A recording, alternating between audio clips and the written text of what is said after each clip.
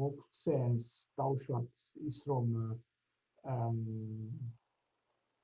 თითოეულ ჩვენს პროექტი გამიხილოთ და ამ პროექტიდან გამომდინარე რაც კი თეორიის ულუფა იქნება რა ულუფითაც იქნება თეორია საჭირო იმითი შევეცდები რომ მოგაწოდოთ ეხლა მე ვნახავ ერთიაკ საჭირო როგორ შემიძლია გავყო თქვენთან ერთად ჩემი სკრინი აღარ არის ბატონო ჩემო მოიცა ამას გავყო აი მე მინდა გაჩვენოთ აი ეს წიგნი ახლა რასაც ხედავთ რომელიც მინდა რომ დღეს იმეილებით დაგიგზავნოთ ყველას ეს არის doing linguistics with a corpus ეს არის წელსგამოსული წიგნი ძალიან პატარა 80 გვერდიანი სულ და მე მომწონს იმიტომ რომ არის მიმართული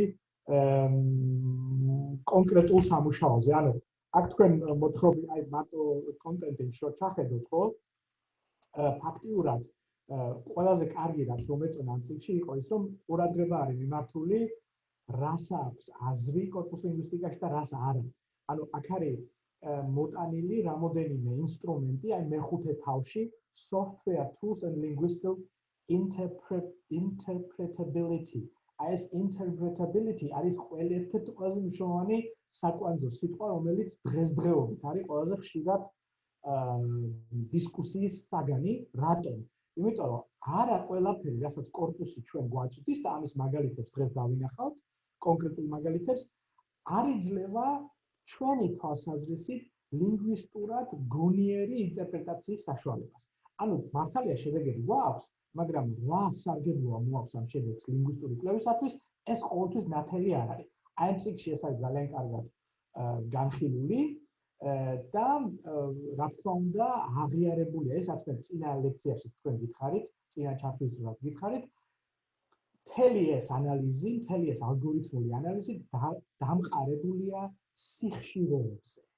ანუ რამდენად ხშირად დასტურდება ესა თუ ის საანალიზო ობიექტი ამა თუ იმ კორპუსში. აი ეს არის გადამჭრელი, ეს არის სისუსტე და ეს არის ლიმიტი, სადაც მთავრდება კორპუსის შესაძლებლობები. მე განსაკუთრებით ხას ვუსვამ აი ამ ფაქტორს იმის გამოც, რომ ლინგვისტური ინტერპრეტაციულობა, ასე ვთქვათ, ყოველთვის ის რაც მნიშვნელოვანია ლინგვისტიკისთვის და ლინგვისტური კვლევისათვის, კორპუსში არ დასტურდება საკმარისად ხშირად. ეს არის ჩიხი, რომლისგანაც გამოსვლა არის, ასე ვთქვათ, გამოწვევა, რომელსაც ლინგვისტიკა ცდილობს კორპუს ლინგვისტიკა ცდილობს დღესდღეობით, აი აქტუალურად. ამიტომ ამ წიგნს მე გამოგიგზავნით PDF-ი მაქვს და გამოგიგზავნით მეორე წიგნს. ანუ აი ამ პირველ წიგნს ეხა ეს რაც გაჩვენეთ, აი ეს doing linguistic, ანუ გააკეთე ლინგვისტიკის კეთება კორპუსთან ერთად. მალე გადაყვებით სელექტიურად წაიკითხეთ და არის მეორე, ასე ვთქვათ, კლასიკა. ეს არის corpus linguistics handbook, ასე ვთქვათ, სახელმძღვანელო წიგნი კორპუს ლინგვისტიკაში, რომელიც უფრო დიდია, დაახლოებით 800 გვერდამდეა და არის კლასიკური. ანუ მეთოდები, ცნებები, ყოველფერი რაც გჭირდებათ, ეს არის გროიტერის მიერ გამოცემული წიგნი, ერთ-ერთი ყველაზე, ასე ვთქვათ, რენომირებული გამოცემება ლინგვისტიკაში.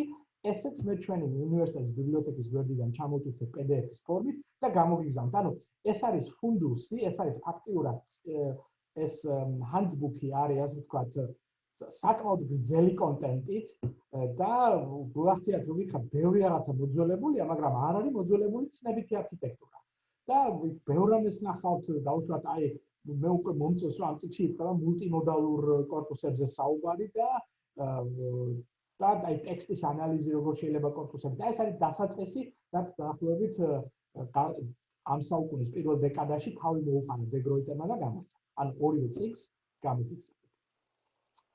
ეხლა რაზეც მინდა რომ იმას ავქნა, რა ქვია, ვისაუბროთ თქვენთან ერთად, ეს ისე იმას დაიწყებს, ალბათ. ეხლა მთელ იმას უყურებთ, რა ქვია, მთელ screens. თუ ვერა. წესით ხო. იქნებ ვინმე შემომეხმიანოს? დიახ, სრულად ჩანს. სრულად ჩანს. აი ეს დოკუმენტი ჩანს, აი გრამატიკალიზაციის დოკუმენტი რო ჩანს. დიახ. კეთილი. რატომ მინდა ეხლა ამ თემაზე თქვენთან საუბარი? მე მივიღე ჰანასგან იმეილი, რამოდენიმე იმეილი ჩვენ გავცვალეთ ერთმანეთთან, სადამ ფაქტიურად დღევანდელი ჩემი საუბრის თემა არის ჰანას პროექტი, რომელიც მთლიანად მინდა, ასე ვთქვათ, გაჩვენოთ ქართული ეროვნული კორპუსის ბაზაზე და ის კითხვა, რომელიც ჰანამ დასვა, მინდა რომ რაღაცნაირად დავიწყო კორპუსული ძიებით ჰანას თემის და აქვე მინდა რომ პირველი ცნება, რომელიც აუცილებლად შემოგაშოთ, მე წერ უბრალოდ ამ დოკუმენტს და მე გამოგიგზავნოთ, თუმცა დამთავრდება, არის ოპერაციონალიზირება. ეს არის ცნება ოპერაციონალიზირება. ოპერაციონალიზირება არის კომპიუტერული ლინგვისტიკის ცნება და ფაქტიურად ნიშნავს ძიების, ასე ვთქვათ, დაფუძნებას. აი, მაინტერესებს რაღაც, მაგრამ ეს რაღაც როგორ მოვძებნო კორპუსში არის ცალკე თემა. მე ხლა შევალ GNC.gov.gz-ზე, აი ამასაც ჩავაგდებ აქ, ანუ ყველაფრის დოკუმენტაციას გავაკეთებ დღეს, სადაც ვიქნებით და რასაც გავაკეთებ. ჩვენ გვაქვს ქართული ეროვნული კორპუსი და აი ამ ქართული ეროვნული კორპუსში ვეძებ კორპუსებს. აი აქ პირველ რიგში ყველაზე მე აღიხსენებ, რომ ყველაზე ფართო კორპუსი ეს გახლავთ Georgian Reference Corpus და მოცულობით ის არის ყველაზე დიდი 202 მილიონი ქართული ტოკენი ქართული ენიდან არის მასში შეტანილი და ის არის სრულყოფილად დიზამბიგუირებული, ანუ ანოტირებული. აი ამ არჩეულ კორპუსში თუ კი ავირჩევ, დავაწყაპუნებ ზედ, შევალ ძიებაში. ეხლა საქმე რაშია? აი რას ვეძებ ახლა მე? ჰანა მომწერა ესეთი რაღაცა. ჰანა მომწერა, რომ მას აინტერესებს ქართულ ენაში სხეულის ნაწილების აღმნიშვნელი ლექსიკური ელემენტების გამოყენება მეტაფორებისათვის. აი მეტონიმიებისა და მეტაფორებისათვის. და მან პირველ რიგში მომწერა, რომ მისი არჩევანი შეჩერდა სიტყვაზე გული. გული. ეხლა მას ჰქონდა რამოდენიმე მაგალითი აქ მოტანილი. მაგალითად, ავიცი რა, გულისხმიერი მაგალითად. გულისხმიერი, ავიცი, გულიანი, ავი რა კიდე რაღაც ვარიანტები, მაგრამ თავარი იყო გული. ეხლა ჩემი თავარი ამოცანა რა არის? რა თქმა უნდა, ქართული ენის ამ კორპუსში არის სიტყვა გული, ხო? მაგრამ სიტყვა გული ჯერ ერთი შემიძლია დავშალო, ხო? ეს ერთი. მერე სახელობითი ბრუნის ნაცვლად შეიძლება მქონდეს ბრუნის ყველა ფორმაში. ბრუნის ყველა ფორმაზე გამრავლებული ორ რიცხვზე. მრავლობით რიცხვში შეიძლება მრავლობითი რიცხვის გამოხატვა შეიძლება თანიანი და ნარიანი იყოს. ანუ წარმოიდგინეთ, რომ ვერსიები, რომელიც მე უნდა მოვძებნო, არის ძალიან ბევრი. ხვდებით? ანუ ფაქტიურად გული შემიძლია მქონდეს n რაოდენობით. აი ეს მინდა რომ გითხრათ. ანუ ყველაფერი რაც არის, ეხლა მეორე მხრივ, ახლა ჩვენ ვლაპარაკობთ დაბოლოებებზე, მაგრამ რა არის თუ კი მაგალითად ვიტყვით კომპოზიტებზე, მაგალითად გულმარკარი, ხო? ორი სიტყვის კომპოზიტივია. ეს გაცილებით გაზრდის იმ ვარიანტებს, სადაც სიტყვა გული არის მოხსენიებული. ასევე შეიძლება სიტყვა არ იწყებოდეს გულით. ხო? სიტყვა შეიძლება საერთოდ არ იწყებოდეს გულით. იყოს მაგალითად ეს გამოვიძენოთ რაღაც სიტყვა ძლიერ გული, მაგალითად. ანდა მომეხმარეთ თქვენს, სადაც სიტყვა არ იწყება გულით, მაგრამ მეგულება. ბატონო? მეგულება. მეგულება, გადასარევია. მაგალითად მეგულება. ანუ ფაქტიურად ჩვენ ჰანას პროექტისთვის ჩვენ გვჭირდება ყველა კონტექსტი, სადაც დასტურდება აი ეს ძირი გული. და როცა მე გულისხმობ სიტყვას ოპერაციონალიზირება, ოპერაციონალიზირებაში პირველ რიგში მოიაზრება ძებნის სტრატეგიის ოპერაციად შემუშავება. ანუ ჩვენ გვჭირდება ოპერაცია, რომელიც ძებნის სტრატეგიას, ასე ვთქვათ, გაგვიმარტივებს. სხვათა შორის ამ სტრატეგიის დროს ჩვენ უნდა გავითვალისწინოთ მაგალითად ასეთი მაგალითებიც. ანა, ჭირდება ასეთი მაგალითი? არა. აი, სწორედ საქმეცნიერია. ანუ ჩვენ უნდა შევეგუოთ იმას, რომ კორპუსული ძიების დროს ფაქტიურად ჩვენ გვაქვს ძალიან ბევრი ჩვენ ამას გერმანულად ვეძახით ნაგავს. ანუ ძალიან ბევრი ნაგავი. ისე არ უნდა პირველი რაც არ უნდა შეგვიყვანოს არის ილუზია იმის შესახებ, რომ ვითომ კორპუსი ჩვენ მოგცემს აი ზუსტად იმას, რაც ჩვენ გვჭირდება. ეს ასე არასდროს არ არის. ეს ყოველთვის დამოკიდებული არის მის, ანუ ჩვენი ძებნის სირთულეზე. თუ კი მე აქ შევიტან სიტყვას გული და შევალ ძებნაში, ხო? ჩათვალეთ, რომ ქართული ენის ეროვნული კორპუსი აი ხა ეძებს და ჩამოგვიყრის კორპონდანცებს და მე შემიძლია გითხრათ, რომ საერთო ჯამში სიტყვა გული, აი ნახეთ keyword-ი სადაც წერია, არის საერთო ჯამში, აი ეგეთ წერია 27857. 27857. მოდით მე ახლა იმისათვის, რომ გაჩვენოთ რა გულისხმობ, ჩავწერთ, რომ სიტყვა გული არის 27257-ჯერ. და ახლა გვაინტერესებს თუ კი ეს არის მარტო ის ვერსია. ახლა შევიდეთ რთულ ძიებაში. მოდით უკან გავიდეთ. და წავშალოთ და შევიდეთ რთულ ძიებაში. რას გვთავაზობს რთული ძიება? რთული ძიება ამბობს შემდეგს, რომ ჩვენ გვჭირდება პირველ რიგში ეს ჭალები ამ რთული ძიებისათვის და მე ახლა ვიტყვი ესეთ რაღაცას. მე მჭირდება გული, ბოდიში. გულ, რომელიც შეიძლება მთავრდებოდეს ყველაფრით. ხვდებით? ანუ რომელიც შეიძლება მთავრდებოდეს ყველაფრით. ითი, იმის ბრუნის ნიშნებით, მრავლობითის ნიშნებით, შეიძლება სიტყვით ერგებოდეს. ამისათვის მე მაქვს ეგრეთ წოდებული რეგულარული გამოხატულება, აგიხსნით ახლა ყველაფერს რას ნიშნავს. ნახეთ, მე დავწერე აი ესეთი რამ. აი ესეთი რამე დავწერე. ეხლა მე კითხვა არის შემდეგი. რას ნიშნავს აი ეს რაც გავაწითლე? ეს Word-ის დოკუმენტს ხო ხედავთ? ხო?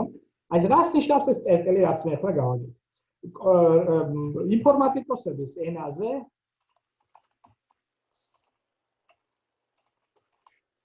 ამას ქვია regular expression, აი მოკლედ რო ვთქვათ, ამას ქვია regex. აი ეს ეძახიან, regex. რეგულარული გამოხატულება. რეგულარული გამოხატულება. ეს არის ეს, ასე ვთქვათ, ინფორმატიკოსების ენაზე. წერტილი და ასტერიქსი.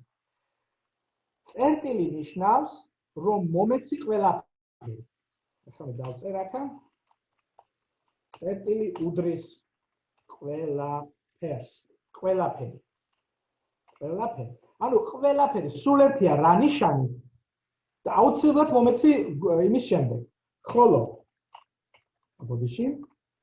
ასტერიქსი უდრის არაფერს. ნახეთ რა კაი რაღაცა? ეს რას ნიშნავს? მომეცი ყველაფერი თვით ნულიც კი. ანუ მომეცი არა მარტო რაღაც სიტყვა გულის შემდეგ, არამედ მარტო სიტყვა გული კი. აი ესეც კი გული. ანუ ძირის ფორმა. მიხვდით ამას გაფელია? ანუ აი ეს კომბინაცია რეგულარული გამოხატულების მპირდება იმას, რომ კორპუსში მისი ძებნის დროს, აი ამ ძებნის დროს მე მივიღებ გულის ყველა ფორმას და მოდით ახლა ვცადოთ, აბა მართალი ვარ თუ არა. იმიტომ რომ ხო გახსოვთ 27000 ავიღეთ სახელობითი ბრუნის ფორმით ხოლმე. აი ახლა ნახეთ, ეს არის ჩვენი შედეგი აი ამ წუთში. მთლიანად ეს არის დაახლოებით არ ვიცი რამდენი გვერდზე არის, მაგრამ ეხლა შევადაროთ აი ეს ორი ციფრი ერთმანეთს. 27000 და 205000. ბევრი არა? ნახეთ, აი ამ რეგულარულმა გამოხატულებამ ხანას მისცა გაცილებით სიგნიფიკანტური რაოდენობის მასალა თავისი ანალიზისათვის, ამ ანალიზზე ცალკე გადავალთ, ჩვენ ახლა მარტო ტექნიკურ საკითხებს ვისაუბრებთ. ვიდრე ამას პირდებოდა ჩვეულებრივი პირდაპირი სიტყვის ძიება. ანუ ჩვენ ახლა გავაკეთეთ რაღაც ისეთი, როგორც ოპერაციონალიზირების, ძიების ოპერაციონალიზირების პირველი საფეხური. ეხლა ჰანამ შემოგთავაზა ასეთი მაგალითი, მეგულება. პრობლემა იმაშია, რომ აი ეს მაგალითები, რომელიც ახლა მე გითხრათ, აი მაგალითად გადავიდეთ პირდაპირ, რავი, აი 100 გვერდზე. მომდევნო გადადი 100 გვერდზე სიტყვაზე. პოდიში აი 1000 გვერდზე გადავიდეთ. თუ არა გვაქვს, კი გვაქვს 1000 გვერდი, რომ სულ გულ არ იყოს. რა თქმა უნდა, ეს აი ნახე, გულ სისხლძარღვთა. აბატონო. გულ სისხლძარღვთა. ნახეთ, აი რა გინდა რა დასასრული ქონდეს შეიძლება სიტყვა გულს, ყველა არის აი ამ 200,000 კონტექსტში. ხან ალბათ ამას ვხედავს, ახლა გაგიჟებულია რა მინდოდა, რატო ვიტკიებდი თავს ამდენ კონტექსტებში რა მოძებნის ვფიქრობს, მაგრამ მიგეშინია ჰანა, ამისთვის არსებობენ ძალიან ჭკვიანი ალგორითმები.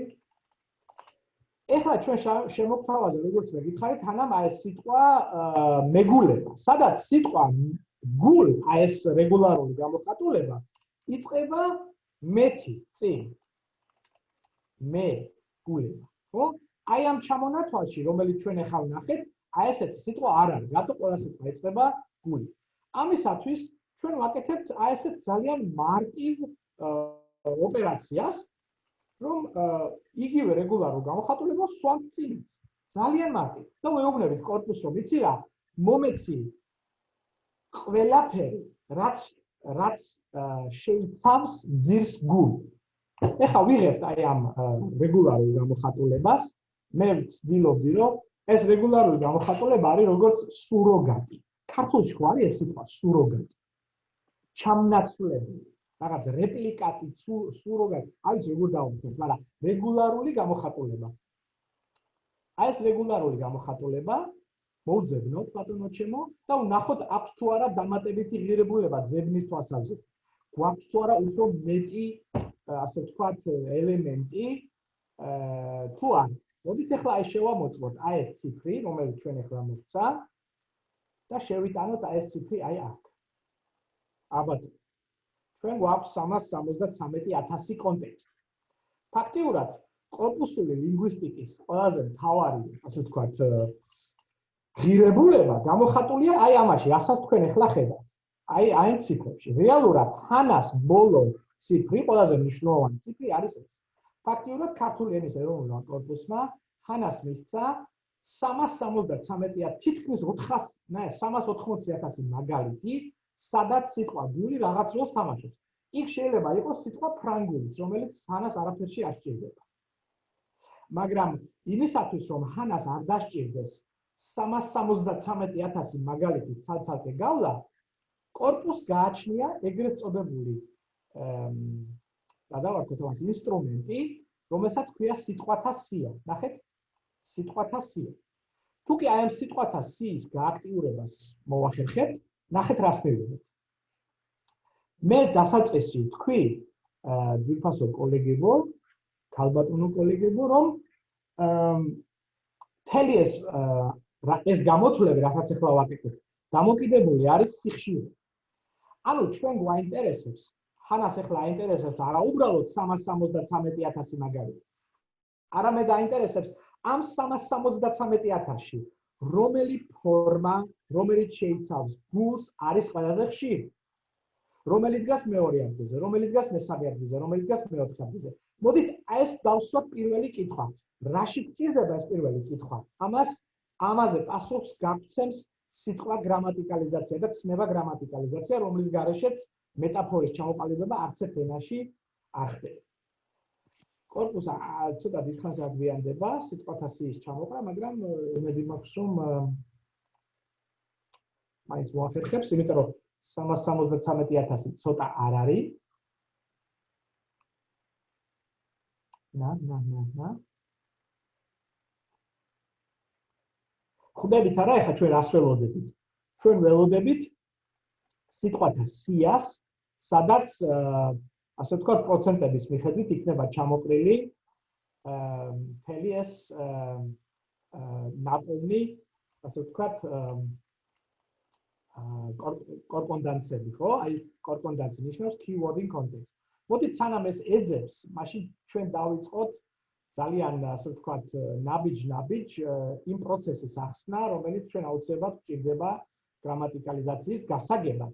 და ეს არის ნაწილი ჩემი დღევანდელი მოხსენების, რომელიც კორპუს ლინგვისტურია ერთი მხრივ, მაგრამ მეორე მხრივ არის ნახეთ.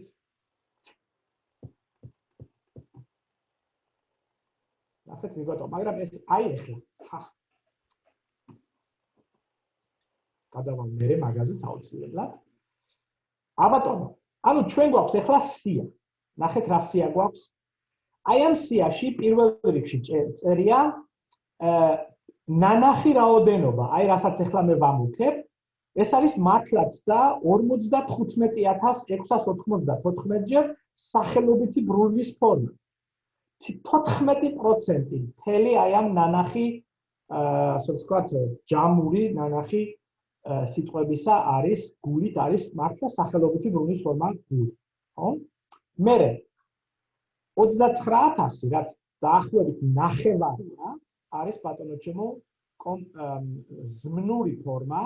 ოღონდ მე ვიტყოდი რომ ნასახელარი ზმნა, ანუ დენომინალური ვერბი გულისხმობს მესამე პირის ფორმა მხოლობით რიცხვში. მე ამით ისე თქვა მინდა. უკვე ჰანას რა მინდა რომ უთხრა. წარმოიდგინე, აი მე მაგალითად ეს ჩემთვის ძალიან დიდი, ასე იგი ჩვენ გვაქვს არა ჯერ პირველი ის არის რომ სუბსტანტივიდან გადავედით ზმნაზე. ეს არის უკვე სიტყვა გულთან დაკავშირებული ძალიან მაღალი სემანტიკური ძალის მქონე ფენომენი. ხო, ამას ყველა ვერ აკეთებს. მაგალითად სიტყვა თავს შეუძლია ადვილად მოგოვლინოს ზმნადაც, მაგალითად ითავა, ანდა უთავა, და ესეთ რაღაცები. ხო? მეორე მომენტი, რაც ასევე ლინგვისტურად ძალიან საინტერესოა, აი ამ მეორე მაგალითში გული არ დაჩნდება მარტო. იგი დაჩნდება მეორე ლექსემასთან ერთად, რომელიც სიტყვა ხმასთან ერთად. ანუ, ინიშნავს ამას. ხო. ანუ სიტყვა ხმა, როგორც ჩანს, ქართულში მოხდა მეტაფორული ასოციაცია, იმიტომ რომ გულს არ აქვს პირი, მას არ აქვს ხმის სიმები. იგი გული არ ლაპარაკობს, ჩვენ ამ წუთში გვაქვს ფიზიკურ გულზე საუბარი და უცებ ქართულ ენობრივ მოხმარებაში ეს ყველა უნარი მინიჭებული აქვს გულს. ჩვენ გვაქვს აქ რაღაც მეტაფორული ნახტომი, რომლის ძირი დევს სიტყვაში გული. ანუ სიტყვის გული სემანტიკურ ხასიათში და აი ამ ხასიათის გარკვევაში ჩვენ დაგვეხმარება ბატონო ჩემო დაგვეხმარება გრამატიკალიზაციის თეორია. თუ გავყვებით შემდეგ, რა თქმა უნდა, გვაქვს სიტყვა გულის, შემთხვევით დავაჭირე ახლა ამას, იმიტომ რომ ყველა keyword-ზე შეგვიძლია დავაწყაპუნოთ და ჩვენ მივიღებთ რეალურად კორკონდანსებს, რომელიც ცალკეა, ანუ შეგიძლია ჰანა თითოეული მათგანი დააწყაპუნო და მხოლოდ ის კორკონდანსები იმ კონტექსტებს მიიღებ, რომელიც ამ სიტყვას უკავშირდება. ეხლა მე მაგალითად აი ამ გულის ხმამ ისე დამაინტერესა, რომ ძიების ოპერაციონალიზირებას გავზრდი და გამოვიგონებ შემდეგ რეგულარულ გამოხატულებას გულის ხმ გულის ხმობს გულის ხმა, გულის ხმის და ასე შემდეგ. ასევე ავიღებდი მაგალითად გულის ყურ, გულის ყური, გულის ყურმა, გულის ყურს და ასე შემდეგ. ანუ აი ეს კომპოზიტი უკვე საინტერესო იქნებოდა სიტყვა გულის მეტაფორული გზის რეკონსტრუქციისათვის. რა თქმა უნდა, ნაგავი, რომელსაც მე გულისხმობდი, არის აი ეს სიტყვა. ნახეთ, ფრანგული. აფერ კავშირში არ არის გულთან, ხო? მაგალითად, გიგი უგულავა, არაფერ კავშირში არ არის გულთან. გული. ნახეთ, გულიანი ბიჭია, მაგრამ ოცხაში აქ არაფერი შეგვჭირდება. კარგია, ნახეთ, გულწრფელი. რა თქმა უნდა, სიტყვა გული არაფერ კავშირში არ არის დარეგულირებასთან. აი ეს არის დაგავი. ხვდებით? ანდა, არ ვიცი, განკარგულებაში. შეიძლება იყოს გული რამე კავშირში, არ ვიცი, არანაირი. ხო? მაგრამ ერთ გული კი. ხო, ერთ გული კი. აბა კიდე რა არის? გულუა, რა თქმა უნდა, არაფერ კავშირში არ არის. არა მგონია დაკარგული რამე კავშირში იყოს გულთან. ხო? გუგული, არაფერ კავშირში არ არის. აი საგულისხმო კი, იმიტომ რომ ეს არის გულისხმა, საგულისხმო, გულშემატკივარი. ნახე?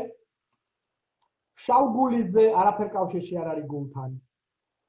კიდე სად? ძალიან კარგია გულ და გულ. სიბეჯითე გულ და გულ რაღაც. გულგრილობა. რა თქმა უნდა სისულელია რეიტინგული. ხო? ხო, ხტებით რას გულისხმობ? კორპუსი არასდროს არ გაძლევთ, ასე ვთქვათ, ოშხაში დღევანდელ დონეზე არაფერს არ გაძლევთ, ის რა ქვია, ისე რა თქვენ გჭირდებათ. ანუ ეს არის, ასე ვთქვათ, უნდა მოკლედ საჩალიჩოა რა. აი ეს მოქარგული, ეს შეიძლება იყოს ამ გულთან კავშირში. არ ვიცი, არ ამბობ. გულიევი, რა თქმა უნდა, გულახდილი, გულგრილობა, გულკეთილი, ერთგულება, უერთგულესი, ხო, გულაშვილი, არაფერი, გულგატეხილობა, დაკარგული, გულაჩუყებული. ხო? გულაჩუყებული, მაგალითად. გულბაათი, არაფერ კავშირში არ არის, იმიტომ რომ მოგეხსენებათ სპარსულშიც და თურქულშიც არაბულიდან არის გადასული ძილი, რომელიც ყველგან დაჭირდება. ანუ გულ არის საკმაოდ ისე ვთქვია, გავრცელებული ძილი, რომელსაც ჩვენ სხეულის ორგანიზმთან არაფერი კავშირი არ აქვს. თაიგულზე რა სიტყვით? არაფერი კავშირი არ არის, ხო? თაიგული. არაფერი კავშირი არ არის. ხო, მოკლედ, მარკეტინგული, მაგალითად, ხო, სისულელია, სურგულაძე. მაგალითად, ხელის გულზე, ნახეთ, მეტაფორაა უკვე.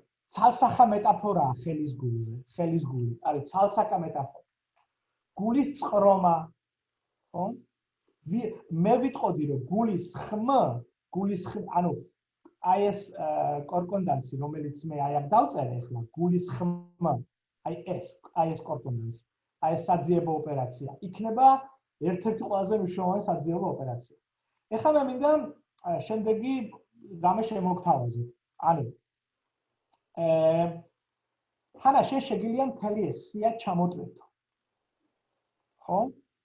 შეგიძლია ჩამოტვირთო რიცხვების ჩათვლით. მოდი მე ვიტყოდი რიცხვების ჩათვლით. უკაცრავად. ხო, რიცხვების ჩათვლით ჩამოტვირთო. ნახე ხა რა მოხდება რომ ჩამოტვირთო. მე ეს უკვე ჩამოტვირთული მაქვს. ამიტომ გავთიშავ ამას. და ერთი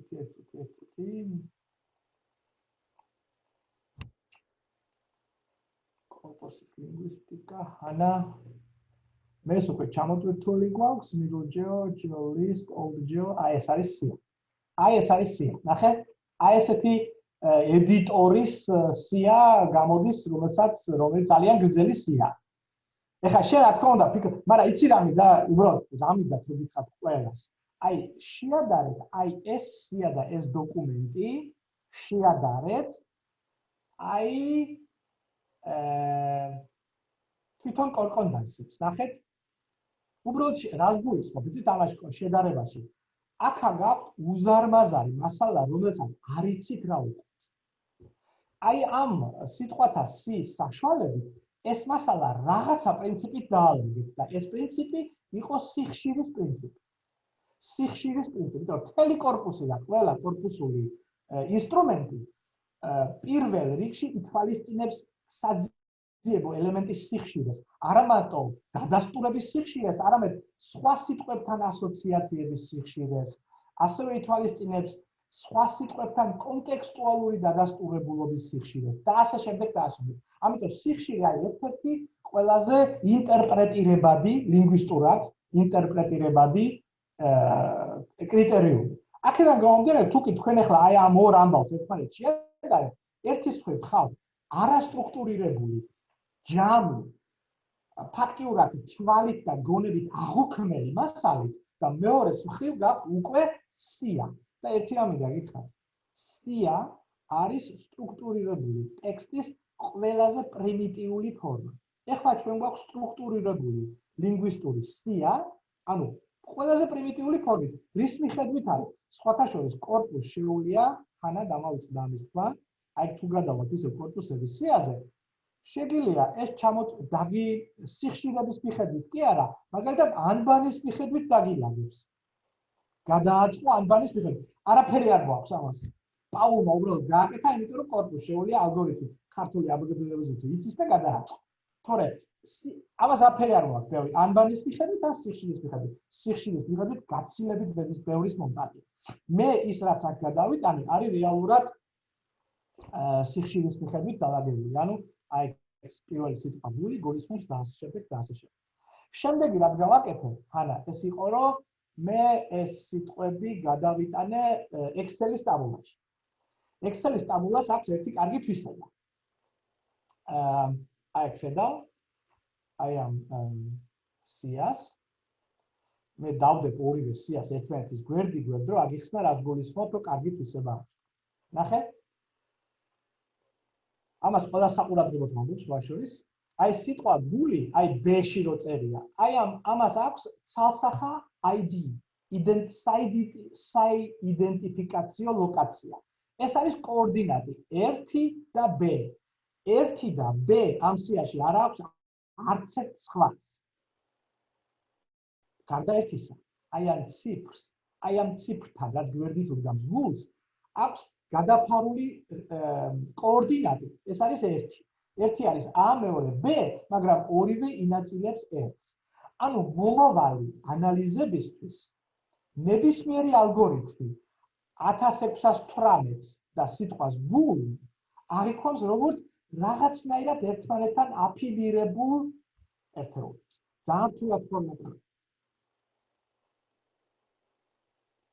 ანუ Excel-ის უპირატესობა არის ის, რომ ყველა აი ამ სიტყვას აქვს დამოუკიდებელი. სხვის აი გული და სიტყვა გულსა არის ფაქტიურად, მაგრამ ეს ესეთი რატოა?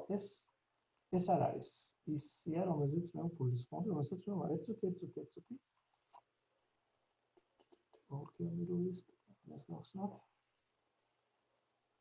ხო, აი ეს. ამას გულისხმობ. ანუ თქვენ ხედავთ, რომ აქ ქართულად წერია. ქართული ასოებით წერია. მე გადავახტი ერთ საფეხურს გადავახტი. გული, გულსა და ასე შემდეგ, ეს არის ფაქტიურად ერთმანეთისგან ყველა განსხვავებული ID, რომელიც მათ გააჩნიათ. ხო? და აქედან გამომდინარე, შემდეგი ოპერაციონალიზირებისათვის ეს არის ძალიან, ასე ვთქვათ, ხელსაყრელი სტრუქტურა. ასე დავუშვათ. ეხლა მე მინდა მოუბრუნდე ჩვენს ძალიან აი ამ კორპუსს მოუბრუნდე და მივიდე აი ამ ვისი ახსნაც მინდოდა ამაზე აუცილებლად უნდა ვისაუბროთ იმისათვის რომ ეხლა კორპუსს დაუსვათ ლინგვისტურად, ნახეთ, ლინგვისტურად ღირებული კითხვა და მე პასუხი გავაცემი. მაგრამ ლინგვისტურად ღირებული, ეხლა რაც გაჩვენეთ, იყო ტექნიკური შესაძლებლობა. ანუ ეხლა მოდი ესე ვთქვათ, რომ ხანას აინტერესებს რატომ და როგორ მოხდა, მოდი ესე ვთქვათ, როგორ მოხდა სიტყვის გული, რომელიც არის ადამიანის სხეულის ფიზიკური ნაწილი, ტრანსფორმირება მეტაფორად. რატომ გახდა იგი ხელსაყრელი ლექსიკური კანდიდატი გამხდარიყო მეტაფორა. ქართულში ამგვარი მეტაფორების დიდი რაოდენობა გვაქვს. მაგალითად ღვიძლი ძმა, ხო? მე არ ამბობ ის ღვიძლი ძმა. ხო? რა ვიცი, რატო არ არის მაგალითად რომ ფილტვი არ იმაშვება, რა ქვია, არ არის ლექსიკური ერთეული შესაფერისი კანდიდატი იმისთვის, რომ ქართულ ენაში გახდეს მეტაფორა. მე მინდა რამოდენიმე მაგალითი მოგიტანოთ, რომელიც მეჩვენებინა თქვენთვის, რომ ენები ამ ხრივ არის ძალიან პროდუქტიული. აი ნახეთ ფრანგულში სიტყვა სახე, რომლისგანაც მივიღეთ წინიდან ან და პირისპირ. აი ამ არტიკლების, ნაწილაკების, ასე ვთქვათ, ლექსიკური წყარო არის ფრანგული სიტყვა, ინგლისურად ამ ზოგადად ამ სემანტიკურ ველს ვეძახით body parts, სხეულის ნაწილი. ხო? აი რატო არის რომ სხეულის ნაწილი ხდება, სხეულის ნაწილის აღნიშნული ლექსიკური ერთეული ხდება ნაწილაკის წარმოქმნის წყარო. ინგლისურში სიტყვა შუბლი სახე ასევე პირისპირ გადაღმა. ესპანურში სიტყვა შუბლი წინ პირისპირ ასევე წინააღმდეგ. ძველ გერმანულში რუკი და რუკე რუკ უმლაუტირებლის გარეშე ზურგი და ძველ გერმანულში ც რუკე და ცურუკე. უკან და აქედან მივიღეთ თანამედროვე გერმანულში ცურუკ, უკან დაბრუნება. ასევე ესპანურში ესპალდა ზურგი las espaldas უკან და მიღმა. ხვდებით, ყველა აი აქ მდგარი სახელი, აი სახე, შუბლი, ბატონო ჩემო შუბლი, ზურგი, ყველა ფაქტიურად არის ლექსიკური, შეზღუდული ლექსიკური ველის მქონე სახელები. ლექსემა რა არის? ლექსემას აქვს ვიწრო სემანტიკური მნიშვნელობა და დაკავებული არის ერთი საგნის აღნიშვნით, ან საგანთა კლასის აღნიშვნით. ყველა ეს წითლად აღნიშნული არის ვიწრო სემანტიკური მნიშვნელობის მქონე. ყველაფერი რაც მარჯვნივ დგას, პირისპირ გადაღმა წინააღმდეგ უკან, უკვე ფართო სემანტიკისაა. აღარ არის ვიწრო სემანტიკის, ყველა არის ფართო სემანტიკის და დამატებით აქვს ფუნქცია. არა არის გრამატიკული ფუნქცია, მაგრამ მათ გააჩნიათ აბსტრაქტული ფუნქცია. იყვნენ ნაწილაკები. და თუ კი ერთმანეთს დავაპირისპირებთ, ის რაც წითელია და არ არის წითელი, კიდევ ერთ საინტერესო დასკვნამდე მივალთ, რაც ჩვენ გულთან დაკავშირებით დაგჭირდება. თუ კი ლექსემების სახე, შუბლი, ზურგი საერთო კონტექსტების ჯამს ავიღებთ, ეს ციფრი იქნება ძალიან პატარა. მაგრამ თუ კი ჩვენ სიტყვების პირისპირ, მიღმა, უკან კონტექსტების საერთო ჯამს ავიღებთ, ციფრი იქნება გაცილებით დიდი. ანუ პირველი, ასე ვთქვათ, დასკვნა შეგვიძლია გამოვიტანოთ, როცა სიტყვის სემანტიკური ველი ფართოვდება, მაღლდება მისი მოხმარების სიხშირე. ეს არის ენობრივი უნივერსალია, ანუ ეს ხდება ყველა ენაში. როგორც კი ენა კარგავს ვიწრო სემანტიკურ მნიშვნელობას და იღებს შედარებით ფართო, ახლა მე ვერ ვიტყვი რომ პირისპირ და გაღმა და უკან ძალიან ფართო აბსტრაქტული მნიშვნელობებია, მაგრამ გაცილებით აბსტრაქტული ვიდრე სახის ნაწილის აღნიშვნა, მაშინ მისი მოხმარების კონტექსტი მაღლდება. აი ეს არის პირველი დაკვირვება, რომელიც აუცილებულია მეტაფორისათვის. და ის რაც ჩვენ დავინახეთ 300,000 კონტექსტი სიტყვისათვის გული უკვე პირველი ინდიკატორია. ახლა მე შევიტან მე სიტყვა ღვიძლი. იგივე ოპერაციონალიზირებთ, იგივე რეგულარული გამოხატულებით. და სიტყვა გულს და ღვიძლს რო დავაპირისპირებთ, დავინახავთ რომ გაცილებით ნაკლები კონტექსტი გვექნება სიტყვასთან ღვიძლი, იმიტომ რომ ის იყო და დარჩა ვიწრო სემანტიკური ველის ლექსემა, მაშინ როცა გულმა რატომღაც ამ კითხვაზე მე ვერც გავცეთ პასუხს და არც არსებობს ლინგვისტიკაში სარწმუნო პასუხი, დაიწყო გაფართოვება. და აი ამ გაფართოვების შედეგი დავინახეთ ჩვენი ციფრში 300,000 სიტყვა. მე კიდე აქ რა თამაშები დავიწყებ, გერმანულში გვაქვს კავშირი და. ეს არის კავშირი და. გერმანულში ეს არის სიტყვა und. ინგლისურ ეს არის ფაქტიურად გერმანულმა გააგრძელა ის, რაზეც გაჩერდა ინგლისური. დაახლოებით 800-900 წლის წინ გერმანულშიც იყო and. ხო არაფერს გაგონებს ეს სიტყვა and. ხანა შვედურში როგორ არის კავშირი და? Okay. სხვა მარტოლებიც არის. გერმანულში ჩვენ გვაქვს ეგრეთ წოდებული ბგერად შესატყვისობა д-სა და т-ს შორის. აბოდიში д-სა და т-ს შორის ესენი მუდმივად ენაცვლებიან ერთმანეთს ისევე როგორც т და დიფთონგი z ერთმანეთს ხშირად ენაცვლება. აბოდიში ეს რა? ფაქტიურად თუ კი and-ს ჩავანაცვლებთ т-ი მივიღებთ and. ხო არაფერს გაგონებთ ეს სიტყვა. and ქართულში გვაქვს ამით. დაამატეთ სახელობითი ბრუნვის ნიშანი. მართალია აქ არაფერი არ არის, მაგრამ ვიღებთ სიტყვა ანტი. ანტი. ეს არის ძველი ბერძნულიდან ლათინურში გადასული ანტი, რომელიც სხვას არაფერს ნიშნავს, თუ არა. ერთი წუთი.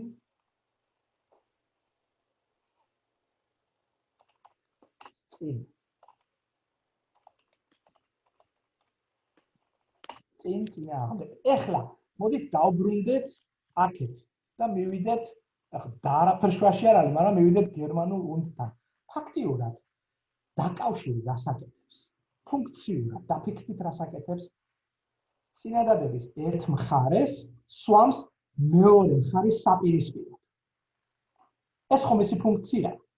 ამიტომ რა შეიძლებოდა ამ ფუნქციისთვის ყოფილიყო უკეთესი ლექსიკური კანდიდატი თუ არა სიტყვა ანტი. ხო ხვდებით ეხლა რომ ლექსიკური ერთეული ანტი გამოხატავდა წინააღმდეგ წინდგომას, ხო? და აი ამ დაკარგვით, აი ამ შინაარსის მივიღეთ სუფთა სინტაქსური ფუნქცია, დაარქვით კი ბატონო გრამატიკული ფუნქცია, რომელიც რაღაცნაირად ირეკლავს იმ ძველ მნიშვნელობას, წინდგომის მნიშვნელობას და კავშირი ყველა ენაში სხვას არაფერს აკეთებს, თუ არა ერთი ნაწილი და მეორე ნაწილი ერთმანეთის პირისპირ დასვას. ფაქტიურად ის წინა მნიშვნელობა რაც იყო ანტი დარჩა. ხო? აი ინგლისურში გვაქვს ბოლოსართი ლი. გერმანულში მისი შესატყვისი არის lich. ხანა ეს შეიძლება შენ გაინტერესებდეს. რატო? მე არ ვიცი სხვა რომელიმე უნივერსალური გრამატიკული მაგალითი, სადაც body part, სხეულის სახელი ამ დონეზე გრამატიკალიზდა, როგორც არის. lich. მისი ძველი გერმანული ვერსია არის like. აქედან განვითარდა სლავურ ენებში მისი ამძირი სიტყვა лицо, სახე. лицо. გერმანულში იგი წავიდა სხვა მიმართულებით, ეს лиц, antlitz, სახება, antlitz. არის გერმანულში ეს წერა, მაგრამ საიდან მოდის სიტყვა lich? საკარია უკაცრავად შეიძლება რუსულში ლიკც არის, ლიკ. აი ხატება, სახება, ესეც არის, ლიკ. ხო, ლიკ კი, ეს ძველი ეს საერთო გერმანიკული ძირია, ანუ პირველ ბგერათა გადაწევამდე გრიმის კანონი, ვინც იცით, ანუ მეოთხე და მეშვიდე საუკუნეს შორის. მანამდე ეს ძირი აღდგენილი ძირი. ეს ლიკე ძირი. აღდგენილია, რომელიც მერე ინდო-გერმანულ ენების ოჯახებში ყველამ თავისი ბიოგრაფია დაიწყო. მაგრამ აი ამას სამივეს ყველას რაც მე ახლა გითხარით აქვს აი ეს ლიკე ძირი. და გერმანულში არის ესეთი სიტყვა ლაიშე, თანამედროვე გერმანულში. და ნიშნავს გვამი. სიტყვა ლაიშე.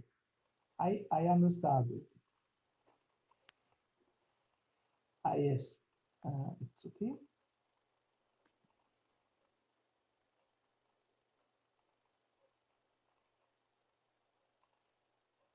ეს არის lich, also Leiche.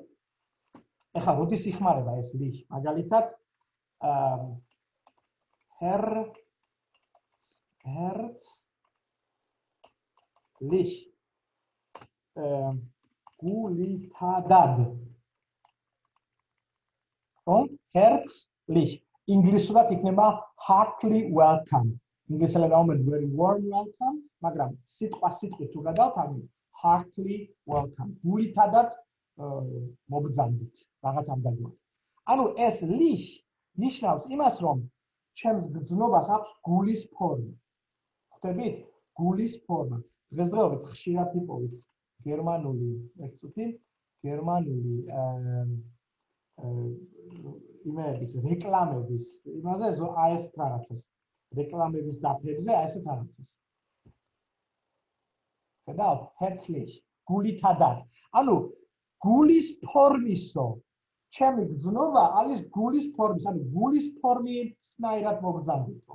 წარმოიდგინეთ, ანუ აი ეს სიტყვა ლაიშე, რომელიც ეხლა გვამს ნიშნავს, თუმცა ძველ გერმანულში ნიშნავდა სხეულს, დღესდღეობით მკვდარ სხეულს ნიშნავს, მაგრამ ძველ გერმანულში ნიშნავდა სხეულს.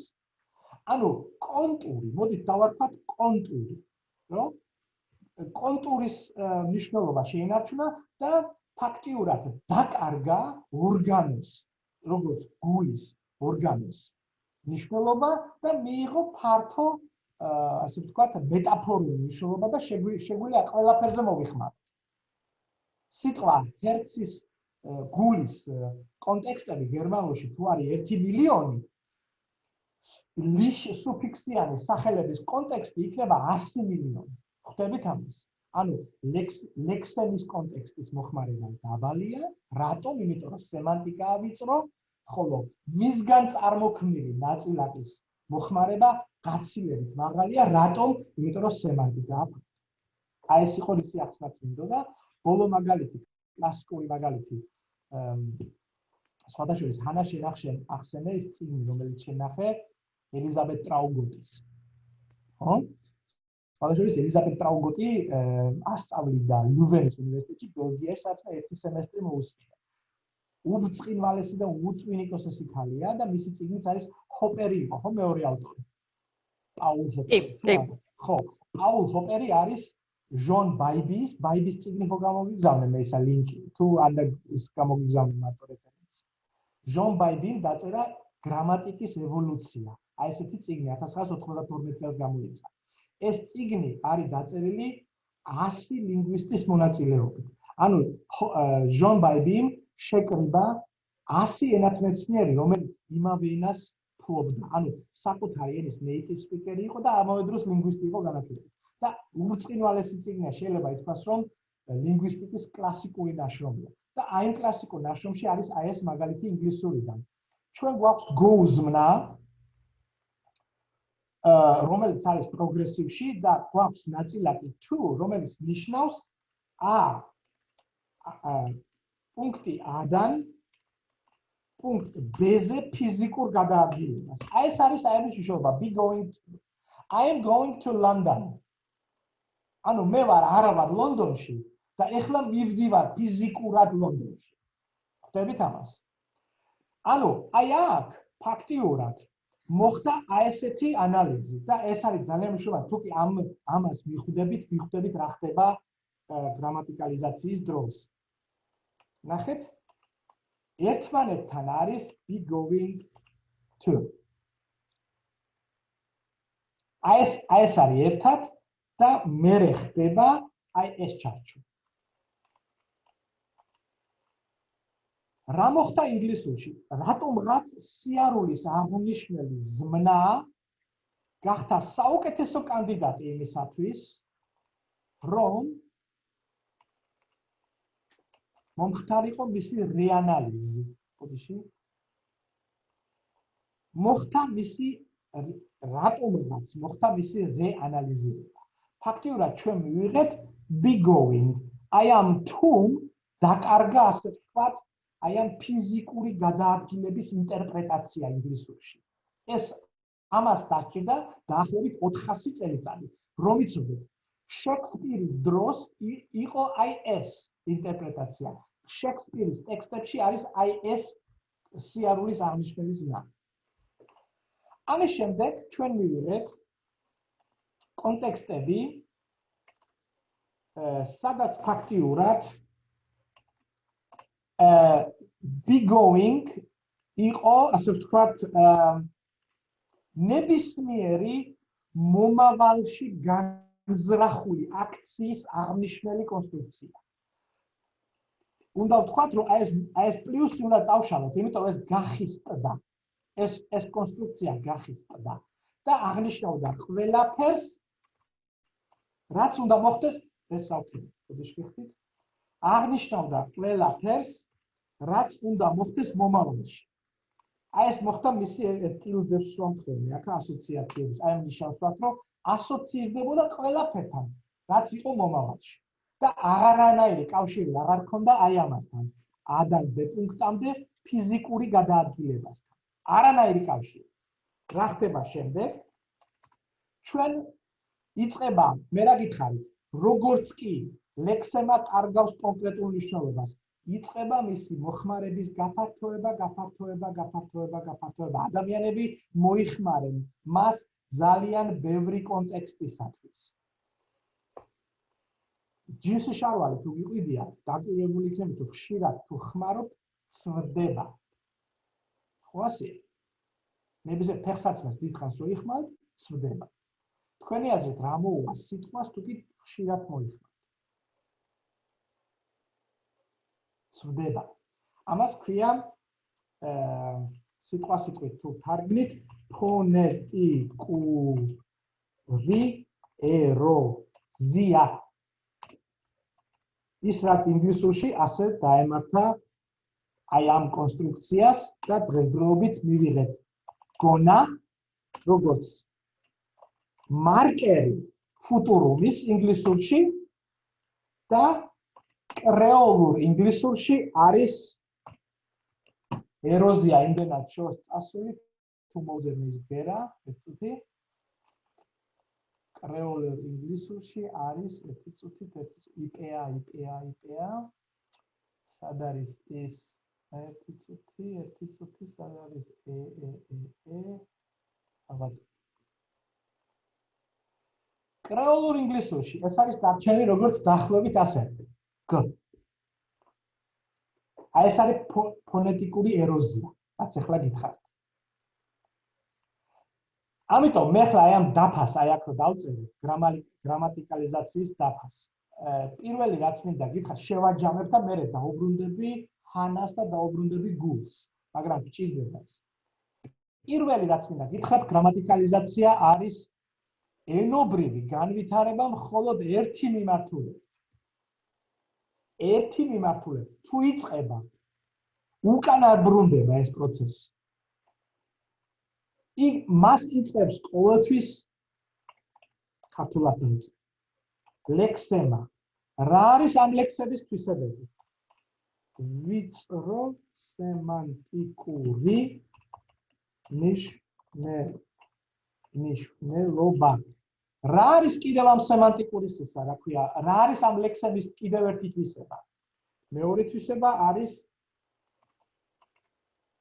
მოხმარების და ბალი სიხშირე. რა არის კიდევ დამატებითი თვისება? ფონეტიკური გარსის სრულყოფილება. აი ეს არის თვისებები, რომელიც ამ ლექსემას გააჩნია და ეს ლექსემა ბატონებო და ქალბატონებო დგას აი ამ ხაზის, აი ამ ისრის თავში. მე შემოგთავაზებდით და ქრისტიან ლემანი ერთ-ერთი თეორეტიკოსი ამ თეორიის ამბობს, რომ აი ეს წითელი რაც არის, ეს არის რაღაცნაირად დავარქვათ ამას გრამატიკალიზაციის არხი, ან და გრამატიკალიზაციის მილი, ან და გრამატიკალიზაციის გვირაბი. აი ამ გვირაბში რაც მოხდება, უკან არ ბრუნდება. გადის ამ ბოლოში ან სადღაც ჭერდება. მაგრამ ის რაც ამ გვირაბში მოხდა, უკან არ ბრუნდება. ამიტომ არის ის არის ძალიან მნიშვნელოვანი. ხო?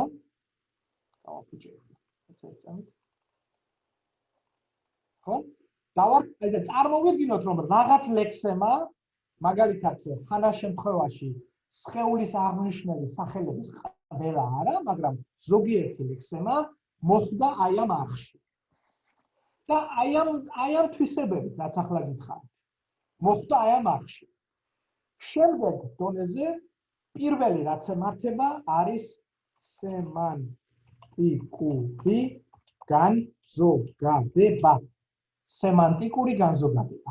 ეს არის შემდეგი, ეს არის პირველი ინდიკატორი, რომ საქმე გვაქვს კარგ კანდიდატთან იმისათვის, რომ მივიღოთ მოხდეს რაღაცა ამ გვერდში. კიდევ ერთხელ გიმეორებთ, მე საკმაოდ ინტენსიურად თვალს ვადევნებ აი ამ თეორიაზე დისკუსიებს. მე იშვიათად ვერევი არა ლინგვისტური ამბიციები აქვს, მაგრამ ლინგვისტიკა არ არის შეთანხმებული იმაზე, როგორ ირჩევს ენა, რა პრინციპების მიხედვით ირჩევს ენა და რატომ ირჩევს ენა ამ ლექსემას და არა სხვას. ერთი რაშიც შეთანხმებული არიან და რატომ მომეწონა მე ჰანას არჩევანი არის იმაში, რომ რატომღაც ყველა ენაში სხეულის აღნიშვნები body part names წარმოადგენენ ძალიან ხელსაყრელ კანდიდატებს. არსებობს კოგნიციური თეორია იმისათვის, რომ ადამიანი სამყაროს აღქმის დროს ჯერ აღიქვამს საკუთარ თავს, ანუ ჯერ საკუთარ, ასე ვთქვათ, კონტურებს აყალიბებს და გამომდინარე ამ კონტურებიდან იწყებს სამყაროს აღქმას. აქედან გამომდინარე, მიმართულების აღნიშნული სახელები, როგორიც არის წინ და უკან, არანაირი ის არ არის ახლა საოცარი, რომ ამისთვის ენებმა გამოიყენონ სიტყვა შუბლი ან სახე, იმისათვის, რომ ნაწილაკები წინ, მოპირდაპირე და ასე შემდეგ და სიტყვისათვის უკან, ნაწილაკისათვის უკან გამოიყენოს ზურგი. იმიტომ რომ ის რითაც ჩვენ სამყაროს ვთქვამთ, სახეზეა მოთავსებული და ზურგი ჩვენს უკან არის მოთავსებული. ხო? ანუ აქედან გამომდინარე მიმართულების აღქმის, მიმართულების აღნიშნული სიტყვებისათვის სხეულის ამ ნაწილების გამოყენება საოცარი არ არის. ანუ ჩემთვის პლაუზიბელურია, მოდური სიტყვა რო ვიხმართ, ანუ მარტივია. მაგრამ აი ხარ სიტყვა გულს რაც შეეხება, აქ უკვე მე არ ვიცი. აქ საჭირო არის უფრო ღრმა კვლევა. ანუ სემანტიკური განზოგადება. შემდეგი საფეხური. მოხმარების სიხშირის ზრდა. ეს არის შემდეგი ნაბიჯი და მესამე ნაბიჯი არის ფონეტიკური გარსის რღვევა. ის რასაც ჩვენ ამ პროცესების საბოლოოდ მივიღებთ, ქართულად დავწერთ, თუმცა არ არის ეს ქართულად ეცევაში მიღებული, მაგრამ თქვენ რომ მიხვდეთ რას გულისხმობთ, გრამემა.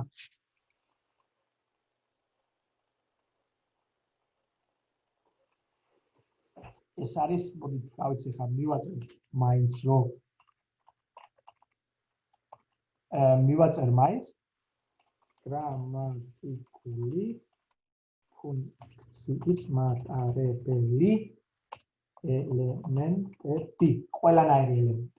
ანუ ლექსემა გვაქვს თავში, ეს არის ლექსიკური ერთეული, ლექსემ და ის რასაც ჩვენ გრამატიკალიზაციის პროცესის ბოლოს, ანუ გვირაბის ბოლოს აკეთებული, ეს არის გრამემა, რომელიც ფონეტიკური გარსი იმდენად მორღვეულია, რომ შეიძლება ერთი თანხმოვანი ღა იყოს დარჩენილი, ან თანხმოვანი და ხმოვანი იყოს დარჩენილი, ან თანხმოვანი, ხმოვანი და თანხმოვანი იყოს დარჩენილი.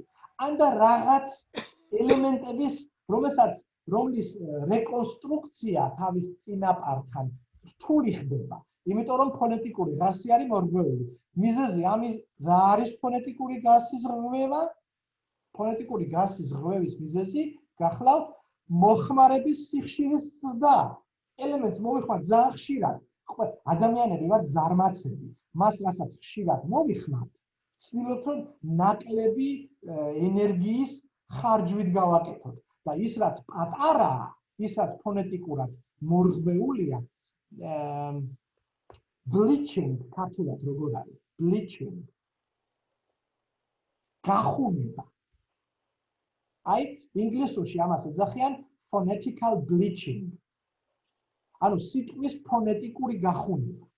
გერმანულში bleichen არის, ეგეთი ცნება, phonetisches bleichen, მაგრამ მოიხმარებენ phonetische erosion.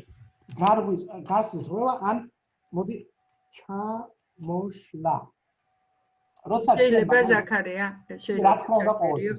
ესე იგი, აი გრამემის შესატყვისად ბატონი ბესიკ ჯორბენაძე და მე ჩვენი ლექსიკონიც აი ამ ტერმინს იყენებს, მოდალურ ელემენტს იყენებდა.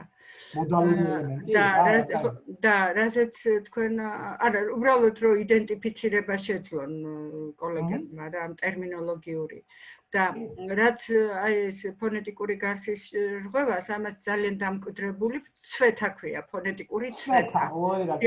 კი, ცვეთას ქართულ თემაში და ერთს ვიტყვი თუ შეიძლება ზაქარია რომ ეს არის ზოგჯერ აი ქართულის მაგალითს თუ ავიღებთ, ზოგჯერ ფონეტიკური გარსი არის მთლიანი და სინტაქსური სტრუქტურა არის გაცვეთილი.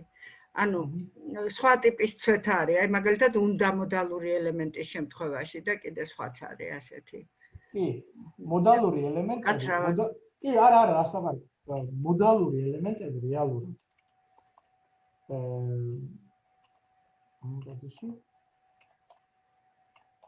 მოდალური ზმნები კი არა, ზაქარია. მოდალური ზმნები კი არა, აი ეს ზუსტად გრამემის, აი რაც მორფემა არ არის, მაგრამ არც ლექსემა არ არის. აი ამის აღსანიშნავად მან შემოიტანა მოდალური ელემენტი და ეს ქართული მორფემებისა და მოდალური ელემენტების ლექსიკონში იყო ეს გამოყენება. კი ბატონო, მადლობა. რეალურად ანუ იმას ვამბობდი, რომ ფონეტიკური ცვეთის მიზეზი არის მოხმარების სიხშირის ზრდა და მოხმარების სიხშირის ზრდის მიზეზი გახლავთ ისა რა ქვია, სემანტიკური განზოგადება, რომელსაც ადგილი აქვს აი ამ ლექსემის, ასე ვთქვათ, ჩამოშლის თუ ამ ავიც რა დავარქვით ამას პროცესში. ანუ რეალურად ის, რასაც თქვენ ახლა ხედავთ, არის ძალიან მარტივად დახატული, ძალიან მარტივად, ასე ვთქვათ, აღქმული გრამატიკალიზაციის გზა. იმიტომ რომ სხვათა შორის ჩვენ კი დავწერეთ, რომ ფონეტიკული ცდაო, მაგრამ რეალურად ჩვენ შეგვიძლია აქ მივიღოთ ნულიც. ხანდახან ლინგვისტიკაში ნული ასევე შეიძლება იყოს ფუნქციის მატარებელი. ანუ სიცარიელე შეიძლება ფუნქციის მატარებელი იყოს. მაგრამ ახლა ამის მაგალითად რუსულში მოაქვს მაგალითად კოპულა ზმნა, ხო? მაგალითად პრედიკაციული ზმნა არ არის აუცილებელი რუსულ წინადადებაში იყოს, ყველა ქონების ზმნაც არ არის აუცილებელი. მე შემიძლია რუსულად ვთქვა я врач, я учитель, у меня дом და არ მახსენო ზმნა. ანუ როგორც ნული ელემენტი, მაგრამ წინადადება გრამატიკულად აბსოლუტურად სწორია. ანუ ჩვენ ვამბობთ ნულ კოპულა ზმნა. რატომ მაგრამ ეს ახლა ცოტა შორს წაგვიყვანს, მე ჩემი მიზანი იყო უბრალოდ გრამატიკალიზაციის თეორიის მარტივი ფორმით ამეხსნა მომეწოდებინა თქვენთვის. ჩვენ ფაქტიურად აი აქ თანას შემთხვევაში გვაქვს სიტყვა გული. ეხლა ჩვენ რეალურად გვჭირდება დაკვირვება იმაზე, სემანტიკურად ზოგადება თუ არა ეს სიტყვა. სხვათა შორის ერთი რამ მინდა რომ გითხრათ. სადღაც აი ამ ფაზაში, ეხლა სადაც გაჩვენებთ ერთი წუთი, სადღაც აი ამ ფაზაში ენებში ყალიბდება მეტაფორა. იმიტომ რომ მეტაფორა აღარ გადადის აი ამ დონეზე, აი აქ. ანუ მეტაფორა სადღაც ჩერდება სემანტიკურ განზოგადებასა და სიხშირის ზრდას შორის. აი ენები აღარ ქმნიან ამ მეტაფორებისგან, ასე ვთქვათ, გრამატიკულ ფუნქციის მატარებელ ელემენტებს. აღარ ქმნიან. და მეტაფორა რეალურად უფრო მიმართული არ, უფრო ორიენტირებულია აქეთ, ლექსემაზე, უბრალოდ ხდება სემანტიკური ტრანსფერი. მე ახლა მოდალურ ელემენტებზე მაგონდება სიტყვა გერმანული სიტყვა, ეს ძალიან კარგი იყო, eben. სიტყვა eben გერმანულად ნიშნავს სწორს. flat, ინგლისურად flat. ანუ სწორი. მაგალითად გერმანულად შეგვიძლია თქვა, რომ მინდორი არის eben, მინდორი არის სწორი. თანაბარი. აი მე რო აქ ვდგევარ და მინდვრის ბოლოში ვიღაცა დგას, ჩვენ ვდგავართ თანაბარ დონეზე. რატომ ამბობ ამას? სიტყვა eben გერმანულში არის სივრცული სემანტიკის მატარებელი. რაღაცა პერიოდის შემდეგ ამ ენამ, ამ სივრცულმა სემანტიკამ დაიწყო ტრანსფერი დროის სემანტიკაში. და დღესდღეობით შეგვიძლია გერმანელს კითხო, აი პავლე ხომ არ გინახავს და შეგვიძლია უთხრა, რომ აი ამ სიტყვით eva eben da. აი ამ წუთში აქ იყო. და ამ სიტყვისათვის ამ წუთში, ანუ დროით თანაბრობაში გამოიყენო სიტყვა eben. ანუ მოხდა სივრცული ნაწილაკის მახასიათებლის გადატანა დროის მახასიათებლებში.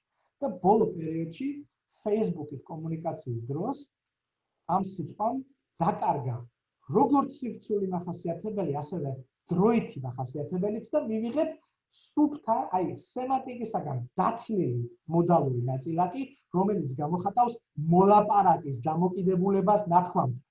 და ვინმე თუ გეტყვით, აუ იცი რა, აი ჩემა boyfriend-მა მიმატოვა ყვება ერთი გოგო და მეორე პასუხობს.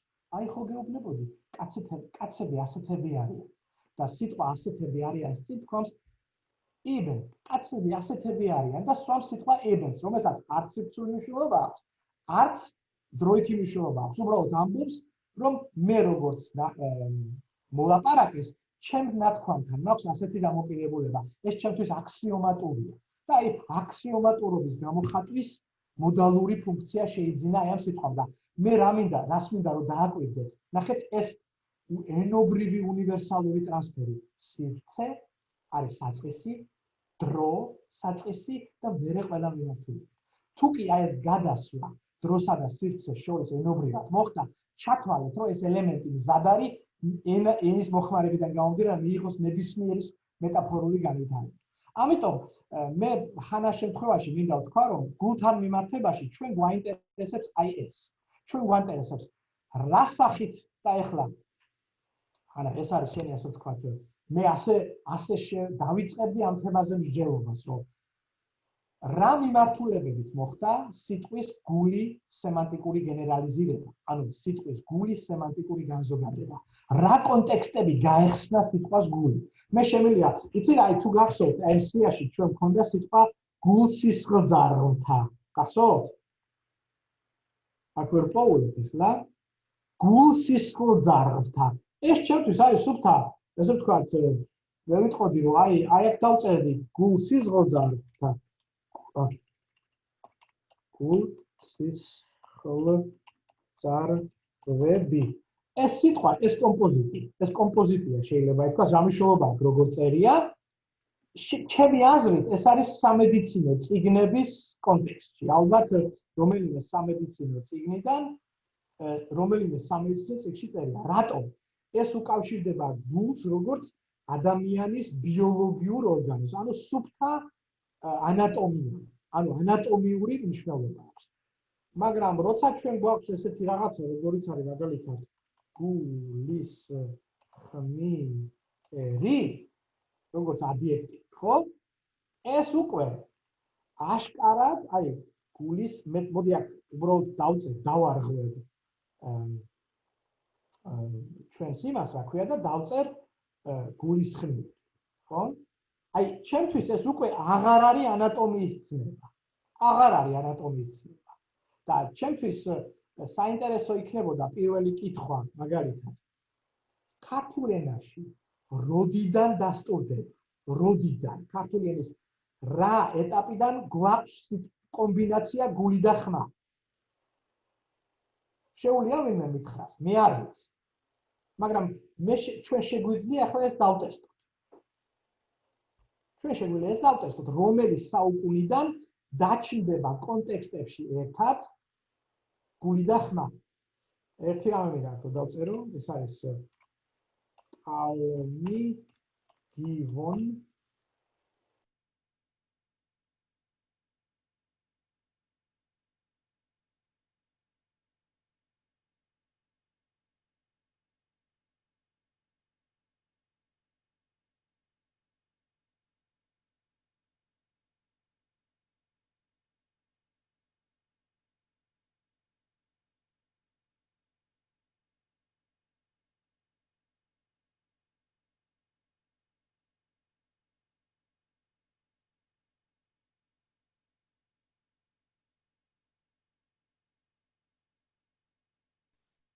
ბოდიში მე ახარ მესმის, ეს მხოლოდ მე თუ ყველა.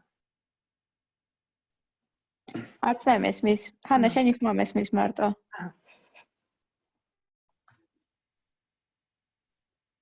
ой. არა, ჩვენ არ. არ გვესმის აქანია. ქალბატონო მარინე, ახლა მესმის თქვენი ხმა, აქამდე არ მესმოდა. მე გათიშული მქონდა. არ ვლაპარაკობდი და ზაქარიას ხმა არ მესმის მე. და ეს გათიშული არის. ახლა ხო გესმის. ახლა ისმის კი. ბოლოს რა ვთქვი? გამეთი. ბოლოს რა ვთქვი? სად ვიყავ? იმ ციტატაზე ვიყავით. რაზე? წითათა ეს დღევანდელი ხო, მორფოლოგია. ტალმი გიონი ამბობს, რომ დღევანდელი მორფოლოგია არის გუშინდელი სინტაქსი. ფაქტიურად სიტყვა გულისხმიერი არის დღევანდელი მორფოლოგია. ჰანას ლინგვისტურად ღირებული კითხვა უნდა იყოს შემდეგი. როგორ გამოიყურება სიტყვის გულისხმიერი გუშინდელი მორფოლოგია? გუშინდელში, სიტყვა გუშინდელში, ქართულთან მიმართებაში იგულისხმება 100 წლის წინ, 400 წლის წინ, 800 ან 1000 წლის წინ. როდიდან ჩნდება ეს კომპოზიცია? როდიდან დაიწყო ქართულმა აი ეს კონტექსტის შემოტანა? რახან იგი დადასტურდა? ამისათვის ჰანა აი ნახე აი ამ კორპუსში, რომელზეც ჩვენ ვლაპარაკობთ, არის ძველი ქართულის კორპუსი. ძველი ქართული ენის კორპუსი. ნახე 6 მილიონი ტოკენით რაც არის. იცი რამდენი ენა არის მსოფლიოში, რომელიც აი თითებს აილოკავდა 1000 წლის წინანდელი ენობრივი მასალის ამ მასშტაბზე. რო იცოდეთ, უბრალოდ ეს არის უზარმაზარი ლინგვისტური ფუფუნება. ხო? წარმოიდგინეთ, რომ მთელი აფრიკული კონტინენტი შურისგან უნდა სკლებოდეს. წარმოიდგინეთ. ამიტომ მე ვირჩევ ძველი ქართული ენის კორპუსს, შევდივარ ძველი ქართული ენის კორპუსში, ვიღებ ჩემს მიერ ოპერაციონალიზირებულ აი ამ რეგულარულ გამოხატულებას, შევდივარ რთულ ძიებაში, ბატონო ჩემო, და შემაქვს ჩემი რეგულარული გამოხატულება, ვამბობ აბრაკადაბრა და მეძლევა კორკონდენსები, ვაკეთებ ისევ სიტყვათა სიას და ნახეთ. ეს არის სიტყვათა სია ძველი ქართულისათვის. ნახეთ როგორი გულის სიტყვათა, გულის სიტყვაი, გულის ხმა ხო, გულის ხმა, გულის ხმაო, გულ მოდგინეთ, მაგრამ გულის ხმა ვყავ. ნახეთ რამდენია. ეხლა მე ერთ რაღაცას გავაკეთებ, ერთი წუთი. გულის შევიტან ერთი წამით. იცით რას დავძებნი?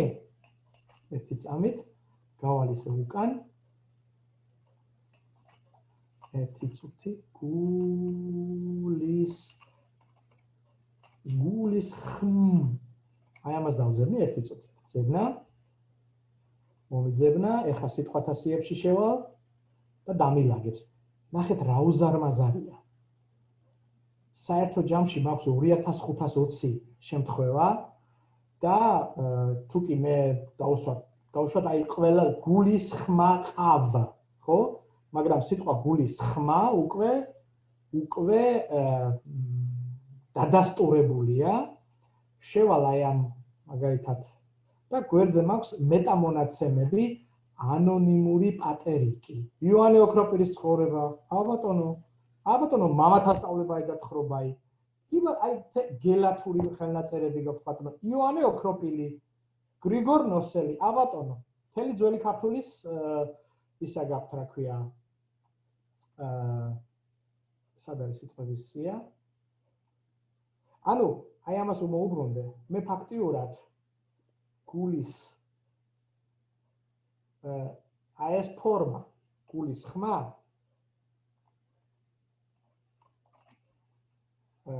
ხოდიში ქართულს ეს სვარა აქვს.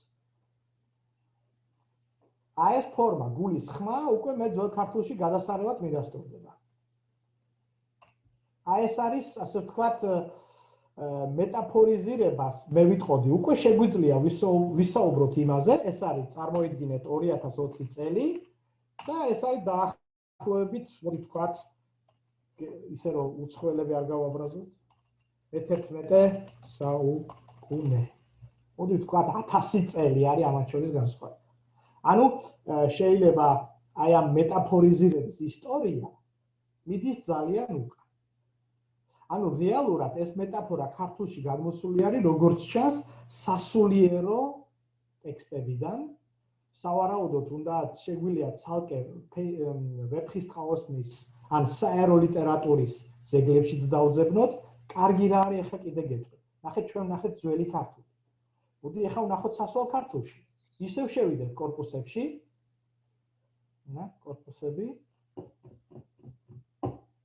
კორპუსები და შევალ საშუალ ქართულში. აქაც ამაქვს 1,422,000 შეხარჩემი ბატონი, შევალ რთულ ძიებაში და შევიტან ისევ გულის ხმა შეიძლება მთლად ის არ იყოს, რა ქვია. მაგრამ მოდით შევიტანოთ აი ეს.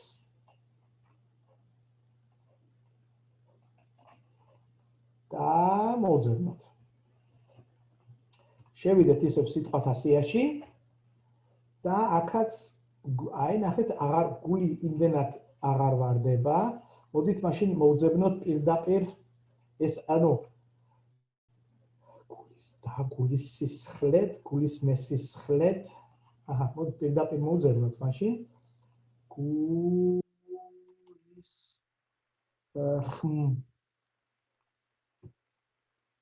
აი ცოტა სიტყვათა სიაში ნახეთ გულისხმა, გულისხმოს, გულისხმერად, გულისხმერო, გულისხმეთ, გულისხმის ყოფით, გულისხმოდ, გულისხმით. მე ქალბატონ მარინესაც და ყველას მინდა ერთი რამ გაჩვენოთ. ეხლა ფაქტიურად ჩვენ რაც გავაკეთეთ, იყო ერთი ძალიან მნიშვნელოვანი რამ. ავიღეთ ერთი სიტყვა ქართულში. ძირით გულისხმ. ხო? ჩვენ გვაქვს ამ სიტყვის სიხშირე წლების მიხედვით. წლების მიხედვით. რა აკლია ამ კორპუსს? მე ახლა გაჩვენებ, ამ კორპუსს აკლია ის, რაც გააკეთეს გერმანელებმა. და მე გეტყვით კონკრეტულად რა. ცოტი?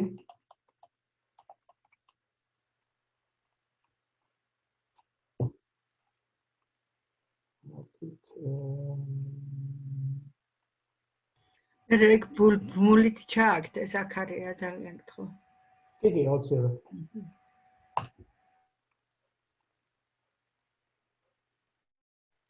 ერთი წუთი, ეს ახალ კორპუსებში მიძებნის, მე მინდა მოვძებნო გეზამტი კორპუსი. ნახეთ რა მოხდა.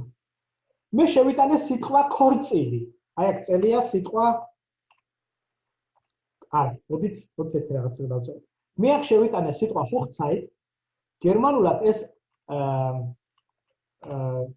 სეგმენტირდება Hoch, ქართულად მაღალი და დრო. სიტყვა სიტყვით ეს სიტყვა ნიშნავს მაღალი დრო. სიტყვა სიტყვით. გერმანულში 1900 აი ნახეთ დაგჭირდება ქართულში. ქვევით შეხედეთ 1600 წელი. პირველად გერმანულ ხელნაწერებში ეს სიტყვა დასტურდება 1600 წელს. აი ეს ქვედა ხაზი X ხაზი, X-ი რაც არის, გახლავთ წლები. ბოლო დასტური გვაქვს 1990 წლიდან. Y ხაზი ზევით Y ქართულად Y-ს ვეძახით არის სიხშირე. და რამდენჯერ დასტურდება? ნახეთ წერი აი ამ ანკეტაში 47000 რაღაცაჯერ. ანუ 99ჯერ დასტურდება და აქ დასტურდება 14ჯერ. ნახეთ, აი ამ არა ეს ინდექსია 47000ჯერ და 14000ჯერ. ეს არის.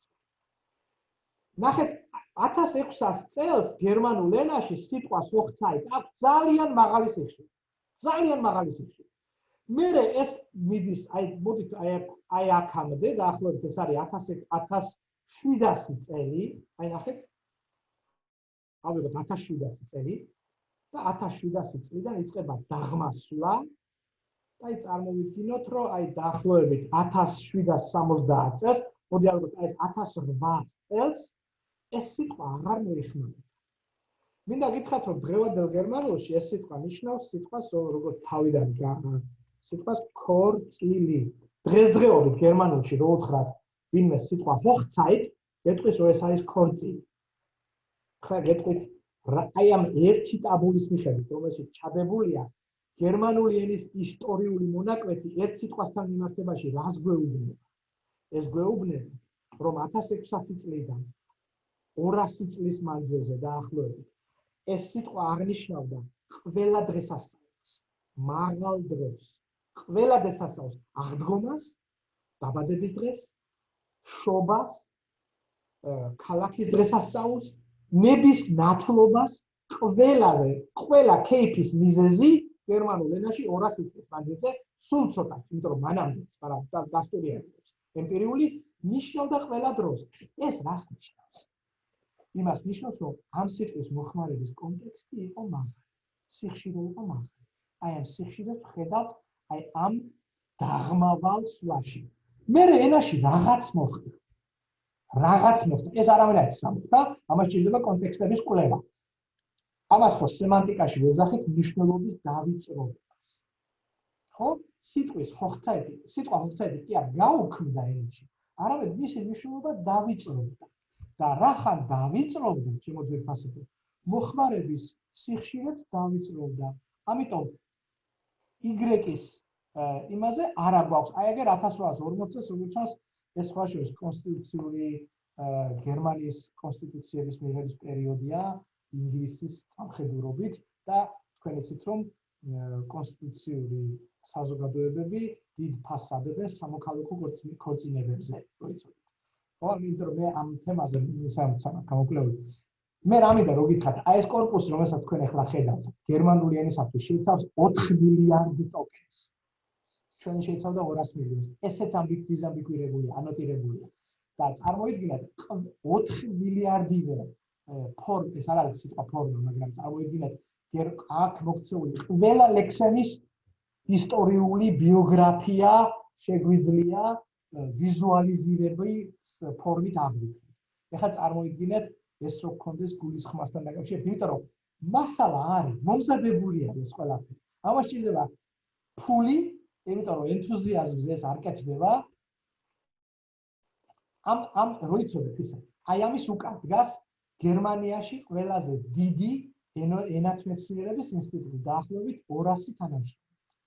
ყველაზე დიდი, ალბათ ევროპაში ყველაზე დიდი. აი ამის უკან დგას ერთი კაცი, პაულ მოერერი, ქართულის კორპუსის უკან. ხო, აი იმას კი არ ვუძახ, რომ პაული ამას ვერ გააკეთებს, ოღონდ დაждდება 1.5 მილიონი ევრო. ხანა გააქვს ამდენი ადამიანი? ჯერ არა.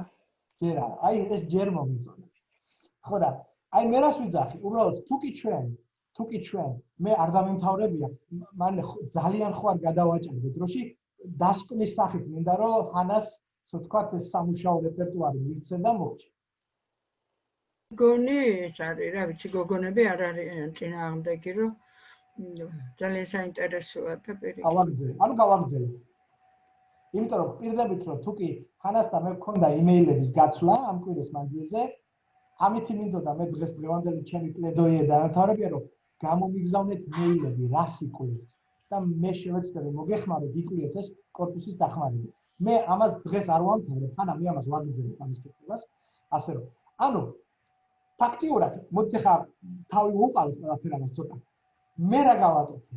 მე ყველა სამივე ქართული ენის სამივე კორპუსში, ძველში, საშუალში და ახალში მოვძებნე სიტყვები, გულთან დაკავშირებული სიტყვები, გავაკეთე 3 სია. აი ეს სამივე სია მე მაქვს მონაცემით, აი ეს ფაილი გავაკეთე, სადაც აი ეს სამივე სია მაქვს. აი ეს არის გული old geo, აი ეს არის ძველი ქართული სია. აი ეს არის საშუალი ქართული სია და ეს არის ახალი ბოდიში, ეს არა, შემოვახარ. ეს არის ახალი ქართული სია. მაგრამ როგორც მე გითხარით, იმის გამო რომ ეს არის ქართული ანბანი, აი მეაქციეთ ძალიან თქვა იქ ქვევით, სადაც კურსორი მაქვს, აწერია UTF-8. UTF-8 ყველა დოკუმენტი, რომელსაც შეადგენთ, უნდა იყოს ამ სტანდარტში, თუ გინდათ რომ ის იყოს უნიფიცირებული, უნიკოდირებული. აი ამ წესით ყველამ უნდა წაიკითხოს, ყველა ალგორითმს უნდა შეეძლოს აი ამ ასე ვთქვათ შრიფტის წაკითხვა, მაგრამ ყველა არ არის გადასული UTF-8-ზე, KH code-ერიც არის. ამის გამო მე ავდექი უბრალოდ, იცით, ამას წავშლი. შევხონდა, უნიშნავ ყველაფერს და მე მაქვს ერთი ესეთი პროგრამა, რომელიც ქაოტიმანის გული გამოუგზავნე. აი ხედავთ, აქ არის input and output. აი ამაში შევიტანე ფაქტიურად მთელ სიას. ნახეთ, მთელი სია შევიტანე, ხედავთ? მთელი სია არის შესული. შემიძლია დავაწყაპინოთ translate rate და ფაქტიურად ქვევით მომცა ეს სია ოღონდ ტრანსლიტერირებული. იგივე სია არის ტრანსლიტერირებული. აი ამის წაკითხვა უკვე აღარაფერს აღარ იწვევს. მე აი ეს ყველა სამივე სია ასე გადავიტანე, ის სია რომელიც მე გავხსენე, მე მგონი არა მესამე იყო ის სია, აი ეს არის ქართული. ანუ საერთოდ შეეცადეთ იმუშაოთ Excel-ში და ყველაზე კარგი ფორმატი, რომელსაც ყველაფერი ვებულობს, არის CS file. აი ეს არის ფორმატი, რომელიც უნდა ეწეროს ყველა ფაილის ქვეშ. არა, ბოდიში, ეს არის CS file. აი ეს ფორმატი არის ის, რომელიც უნდა ეწეროს ყველა და ეს შეგიძლია თავშოთ აი აქ თუ შეხვალ დაიმახსოვროთ ეუბნება რომ დაიმახსოვროთ. აი ნახეთ, აი ეს ფორმატია. CS file, აი ეს ფორმატი არის, რომელთაც უნდა შეინახოთ ყველა დოკუმენტი. CS file. მაგრამ ეს ლექცია ხო იწერება. კი. ხო, მაშინ აი ახლა ეს ადგილები აღარ არის აუცილებელი რომ იმით მივანიშნო. ეხლა მე მინდა გაჩვენო ჰანა უბრალოდ დავიწყე ამის კეთება ვერ მოვჭი. მაგრამ ერთ-ერთი როგორ ვითხრა, საანალიზო ინსტრუმენტი არის GEFI. უნდა გითხრათ რომ GEFI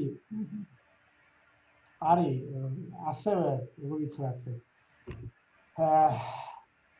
ასევე ტვინის საჭყლეტია მოკლედ არანაკლები ვიდრე bootcat-ი ან KH coderi, მაგრამ აქაც ღირს მე მგონია თავის ასე ვთქვათ ჭყლეტა. თქვენ შეგიძლიათ გახსნათ ახალი პროექტი. ამ ახალ პროექტზე აქ მონაცემთა ლაბორატორიაში შეხვიდეთ და მონაცემთა ლაბორატორიაში წაიკითხოთ აი ის ტრანსკრიბირებული, ახლა მე შევალ ჩემთან დესკტოპზე. საგებოს აქ გვაქვს. ნა ჰანა და აქ მაქვს აი ეს ტექსტი. გაჩვენეთ რა გამოვა აქედან. ნახეთ, აი გულიო, ნახე, აი ეს სიამაყ აქ ტრანსკრიბირებული. ეს არის ძველი ქართული სხვათა შორის. ოღონდ სიხშირეების მიხედვით, მაგრამ პირველი რამოდენიმე დავაწყო. უბრალოდ მაგალითი გადაჩვენა და ამიტომ. ვეუბნები რომ გააგრძელე და მოვჩიქო. და ეხლა წესით გემიშ მე არა დირექტირებულს ვაკეთებ. და აი მომცა აი აქ ნახე აფილირება აიღო გული მაგალითად ყველაზე მეტ მონაცემს. და ასე შემდეგ და ასე შემდეგ. ანუ იგივე ტაბულა გადაიღო, ოღონდ თავისი ეს ტაბულაც წესით დასამუშავებელია, მაგრამ ეხლა აღარ იმოსკენ. აი მე შევედი აი აქ და ნახეთ რა მოხდა. ხედავთ? ეს არის ვიზუალიზირებული სიხშირეების მიხედვით ერთმანეთთან დაკავშირებული გულთან დაკავშირებული ყველა ფორმა, რომელიც ამ წუთში ახალი ქართულიდან ამოვლენს. სია საკმაოდ გრძელი 122-მდე თუ რაღაცა თავისი შენაერთებით. ეხლა ანუ მე ვერ მოვჭი ამას სამწუხაროდ, მაგრამ ეხლა რისი გაკეთება გვინდა, წარმოიდგინე. აი, მე ხა ავირჩევ ექსპანსიას დაახლოებით 100-ს. მასშტაბი ავიღოთ, მოდი.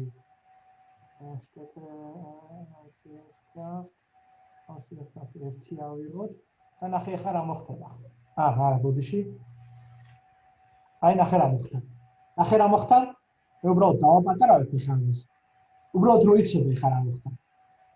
ყველა ფორმა, რომელსაც ერთი გამოსავალი აქვს, დაკლასტერდა ერთად. ვიხდი? ანუ ყველა ფორმას, რომელიც სიხშირულად აი აქ ეხა ყველაზე დიდი რაც არის, ეხა რასაც ხედავ, ხო? ეს არის მარტო, ასე ვთქვათ, ცარიელი გული, სადაც.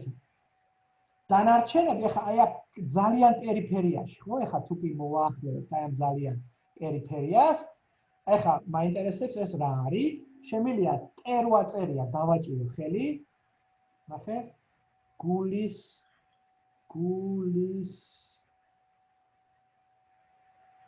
სიტყვათა. გულის სიტყვათა, ხო? ანუ გულის სიტყვათა არის ყველაზე იშვიათი და ყველაზე შორს ენობრივად და ფორმალურად სიტყვისგან გული. ვიხდი, ნახე, გულის სიტყვათა 1 2 3 4 ფონეტიკური ოპერაცია, მორფოლოგიური ოპერაცია მის მისაღებად. მაგრამ იმისათვის რომ შენ ასე ვთქვათ თელი ეს კლასტერი.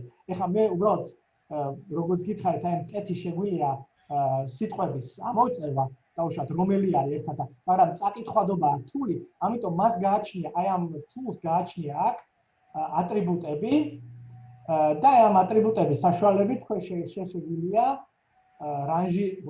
რანჟირება, სად არის რანჟირება? აი შეგვიძლია დავსვათ და ფერები შეგვიძლია აიღო ეს ფერები. მე არა კანტები მჭირდება. ყველაზე ხშირი შესიტყვება რომელია ზაქარი? აქ ეს არ გამოდის. აქ ეს ამას არ ამოიღებს აქ. ანუ აქ კლასტერირება ხდება სხვადასხვა პრინციპების მიხედვით, მაგრამ ეს ატლასი ოვის არის,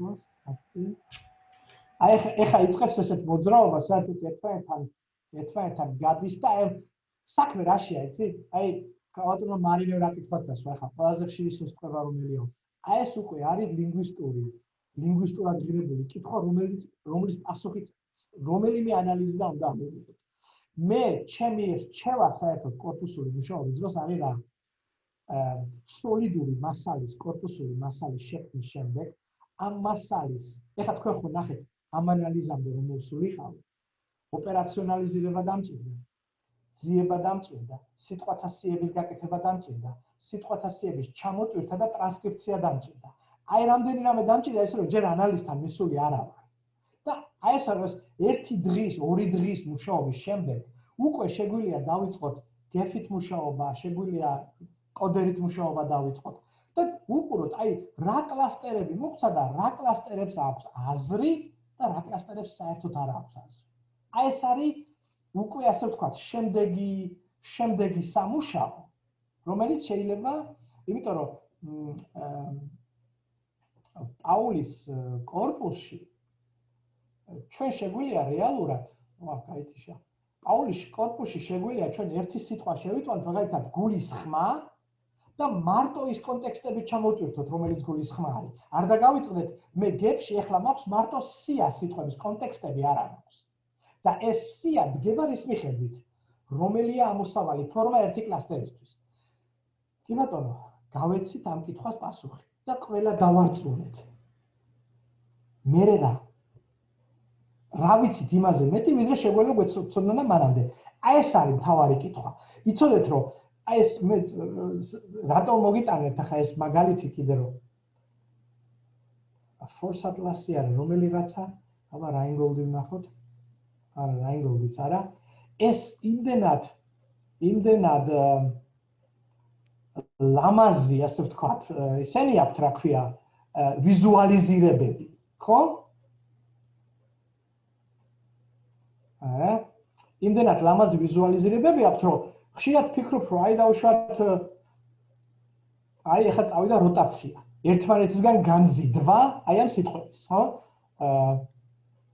და საერთო ჯამში მივიღებთ რაღაც clouds, ღრუბელს, სიტყვის გულის ღრუბელი, ხო? უბრალოდ ეხლა მე გული მწყდება, რომ ვერ გავაფერადე, რატო ვერ გავაფერადე? კანტები, პოზიცია, ატრიბუტი, აინდუიტი გარა. პოზიცია, რენკინგი, აგერა. სტანდარტი, წესით ეხლა უნდა აი გაფერადდა. ნახეთ, წითელი არის ის, სადაც ყველაზე მაღალი კონცენტრაცია ერთნაირი ფორმების. და ეს შორდება ერთმანეთს იქ, სადაც იმაშვება, რა ქვია. აი ეს მაგალითად რა ფორმას თუ ერთი წუთი კნოტებზეც შევიდეთ, გავაკეთოთ იგივე. არა.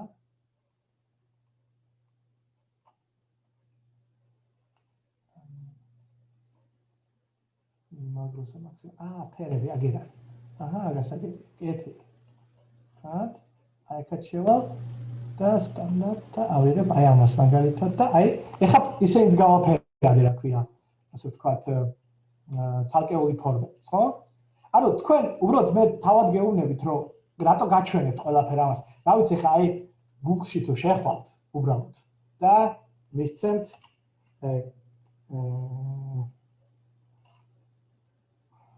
გეფი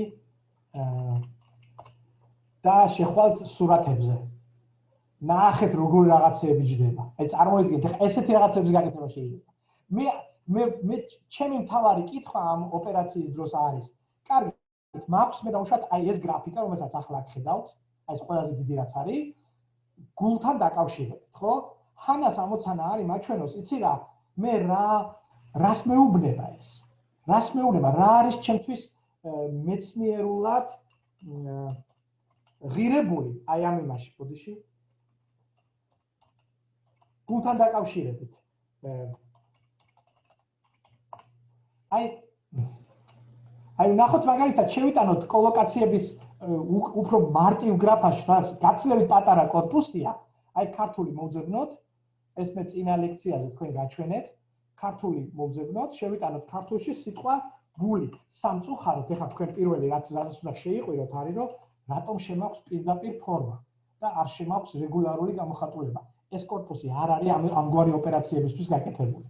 და ეხლა მე ვეძებ სიტყვას გული, გეორგიში ეს მუშაობს და ამან უნდა მომცეს სიხშირული ინდექსი, რომელიც დაბალია, ნახეთ 8, ანუ კარგი სიხშირული ინდექსია, ერთნიშნა სიხშირული ინდექსი ნიშნავს იმას, რომ ნახეთ 126 ჯერ დასტურდება. ნახეთ? ყველაზე ხშირად დადასტურებულ სიტყვებში ქართულში 491 ადგილზეა, სია რო წარმოიდგინე. ნახეთ? რენკინგში. და ეხლა მე ფაქტიურად აი ხელ მარჯვნივ უნდა მომცეს კოლოკაციის ერთმანეთთან. ეს რომელი კორპუსის მიხედვითაა ზაქარია უკაცრავ? მან ვორჩაცი, ჰაიერის კორპუსია, ლაიფციგში. გავიგე. ლაიფციგში, ხო. ნახეთ ეხლა სიტყვა გული ყველაზე მუქი ვექტორით უკავშირდება ვრას, წყდება დაწყდა და სული და ჩემი გული დამწყდა, წყდება დამწყდა. ნახეთ ეს არის თანამედროვე ქართულის კოლოკაციები.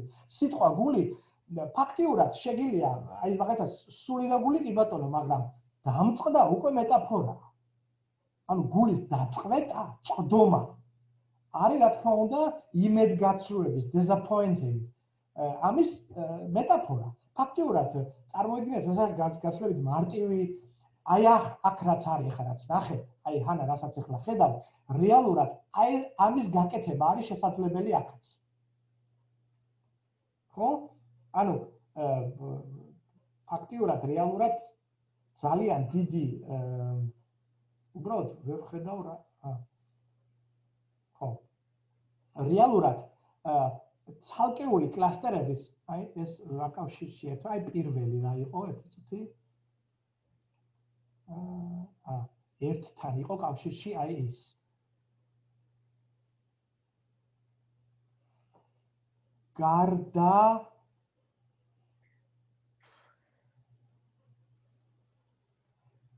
გარდა გულარ ძნით არის ძველი ქართულის ფორმა რაღაც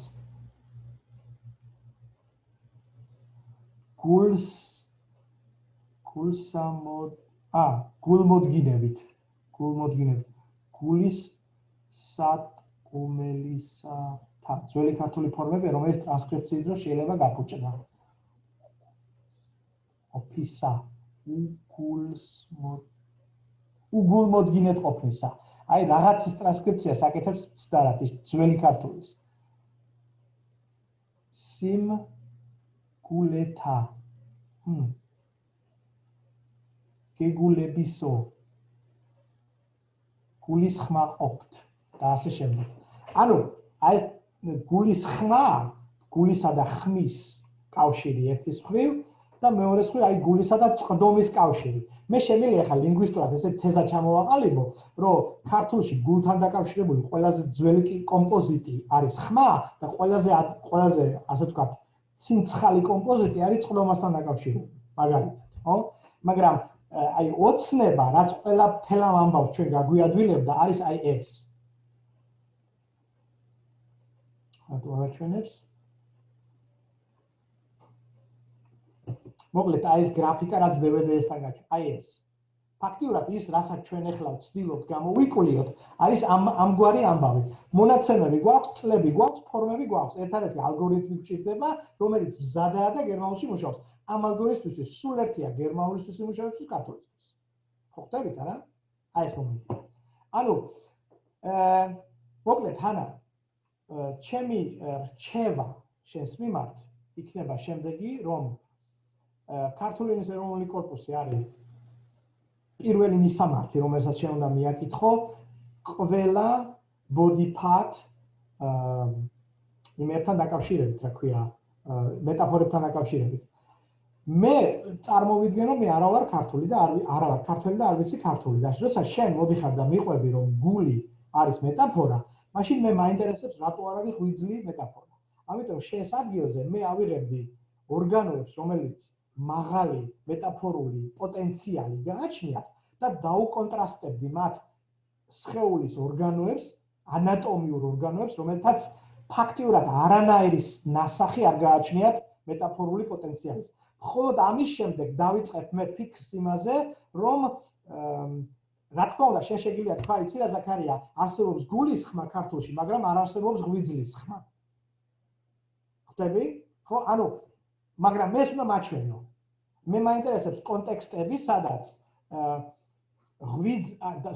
გული არის გულსის ძარღვები, სადაც იტოვებს ძველ, ასე ვთქვათ, ანატომიურ მნიშვნელობას, მაგრამ ჩვენ ხედავთ, რომ მე-11 საუკუნიდან, ყველაზე გვიან მე-11 საუკუნიდან იგი ასოცირდება რაღაცასთან, რაც არაფერ კავშირში არ არის ხორციელებასთან, მატერიალურთან. გულის ხმა არ არის მატერიალური. ადამიანის ხმა მატერიალურია. მაგრამ გულის ხმა მატერიალური არ არის. არც გულის ყურია მატერიალური. ფაქტიურად ეხლა წარმოიდგინე, რომ ეს გული არის და პირიც აქვს და ყურიც აქვს, რა. ანუ აი ესეთი მეტაფორული ასოციაცია ხდება. შენ გჭირდება კონტექსტები, რომელიც ძველი ქართულიდან კონტექსტები, რომლებიც უკვე იწყებენ ამ ასოციაციებს. მე შენს ადგილზე ძველი ქართულის კორპუსში, მარტო ძველი ქართულის კორპუსში ავიღებდი რეალურად ყველა კონტექსტს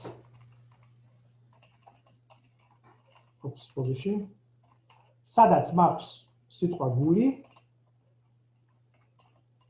ანუ კონცენტრირდებოდი მაგალითად, არ ვიცი ხა რა, ხო, ამათ არ შეგაშინოთ ამ სინტაქსმა. უბრალოდ თუ იცდა ცადეთ ძიება და თუკი პრობლემა იქნება, უბრალოდ იმეილი მომწერეთ და სიტყვას გაძლევთ, რომ 24 საათის მანძილზე მოგწერთ. აი ეგ გაქვს ახლა ძველი ქართულის ტექსტებში დადასტურებული ყველა ხმა.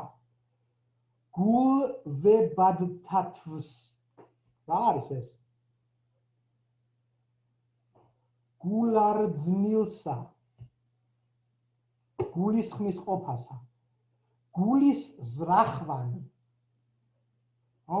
ყველაზე მე მაგალითად შენს ადგილზე ჰანა არ დავჯერდებოდი გულის ხმას. ასევე ავიღებდი, ჩაიწერე ესეთი ცნება verba dicendi, ლაპარაკის აღნიშნული ყველა ზმნა. ანუ გულის ხმა, გულის სიტყვა, სად იყო გულის სიტყვა, აგერ მქონდა. ნახე, გულის სიტყვათათვის და გულის სათქმელთა. რეალურად ყველაფერი, რაც ხმას, ლაპარაკს, სიტყვას უკავშირდება, მოვაქცევდი ერთ სემანტიკურ ჩარჩოში და ავიღებდი მხოლოდ ამ სიტყვებს. ერთი რამე მინდა, მაგრამ ვამთავრებ, 5 საათი ვიფიქრე საათნახევარი თქო. ერთი რამე მინდა ყველას რო გითხრათ. პირველი, ჰანა, შენც მინდა ეს გითხრა, მაგრამ ჰანადან გამომდინარე ყველას გითხრათ. გერმანიაში სტუდენტებს აქვთ ერთი ორიენტირი, როგორ აერჩიონ საბაკალავრო და მაგისტრატურის თემები. იმაზე ალაპარაკობ, რა ქვია, დისერტაციებზე. თუმცა მე ვიტყოდი, რომ ეს საერთო ის არის, რა ქვია. მე ვერ ვიტყოდი, რომ ეს არის არ ვიცი, აი მე პირადად ხო გაგაცინებთ, ეხლა ხო შეიძლება ცოტა რომ გადაუხვიოს იმიდან მეცნიერულიდან. ჩემი პირველი ლინგვისტური ნაშრომი იყო ქუთაისის უნივერსიტეტში მესამე კურსზე და გეტყვით რაზე დავწერე ეს ნაშრომი. ბაბილონის გოდოლის ლინგვისტურ ასპექტებზე. როგორი სირცხვილი იყო, იცით ეს თემა?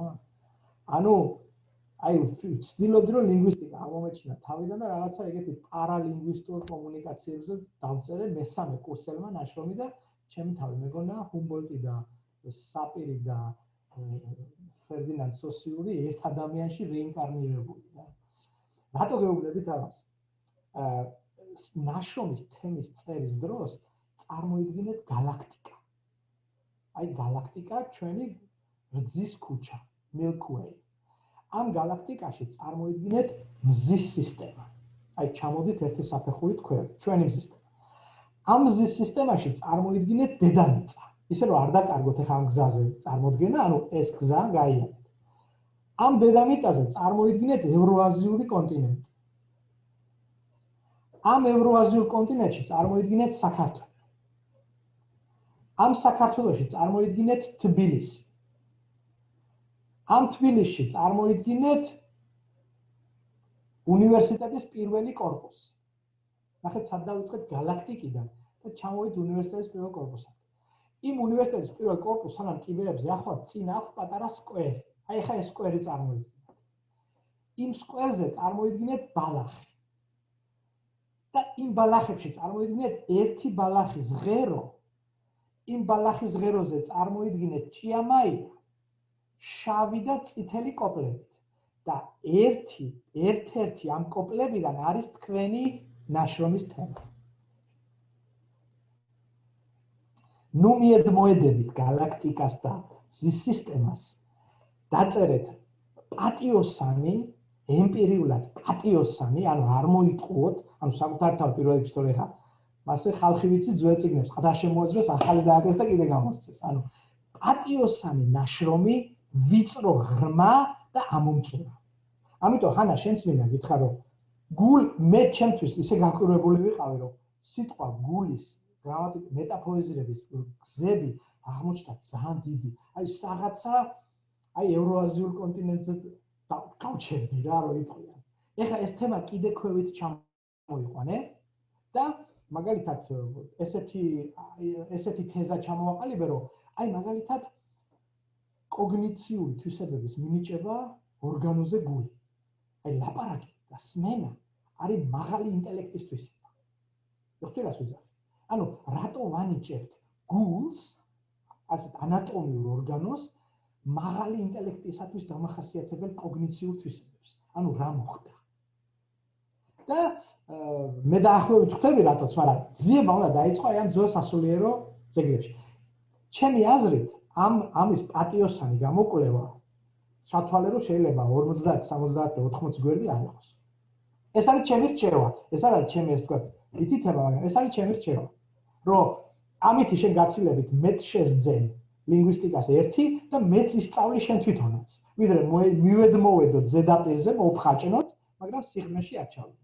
ეს არის ჩემი ასე ვთქვათ, მე ვაგრძელებ, იმიტომ რომ ჩემთვისაც საინტერესო თემა აღმოჩნდა, მე შევეცდები რომ გეფის ვასწავლო რაღაცეები, ბატონო ჩემო, ხო და ის რა ქვია, შევეცდები რომ მაქსიმალური სიდიდე ავაკეთოთ, მოდი 60. აი ნახე ესეთი ანუ აი ამასთან თამაშით შეგიძლიათ საკმაოდ საინტერესო ვიზუალიზირებები გააკეთოთ, ვისაც გეზარებათ, ან ვისაც დაუშვათ ამის ის არ აგაქვთ, შეგიძლიათ უკვე მზაა პროდუქციაც აიღოთ, თქო ეს იქნება შედარებით ის რა ქვია. ისე აქ გულისხმაც იყო, გულისხმობს, ნახე? გულისხმობს იყო მეორე ადგილზე იქ ჩვენ კორპუსში თუ გახსოვთ. სხვადასხვა თავის დროზე ჩვენი ეროვნული კორპუსიდან მივეცით მასალები გერჰარდ ჰაიერს, აი ამ კორპუსის ავტორი იყო საქართველოში 2011 წელს. ბატონო ჩემო და აი ახაც ამასაც ნახეთ 60,000-მდე დადასტურება აქვს, მე-9 ფრეკვენტული, მე-9 სიხშირული კლასის წარმომადგენელია და საინტერესო იქნება რასთან ასოცირდება სიტყვა გულისხმობს. ჩვენ რასაც ახლა ვხედავთ, არის ეგრეთ წოდებული co-occurrence map. ბატონო, გულისხმობს უკავშირდება კოდექსი გულისხმობს, სამართლის კოდექსი გულისხმობს, მუხლი გულისხმობს, ნახეთ, ვაუ. უკვე თინათინის ხო, ამა სად გადავიჭერით? რატო? ეხლა რატო? იცით რა თქვა წინაცდომაზე ქაბატონო მარინო?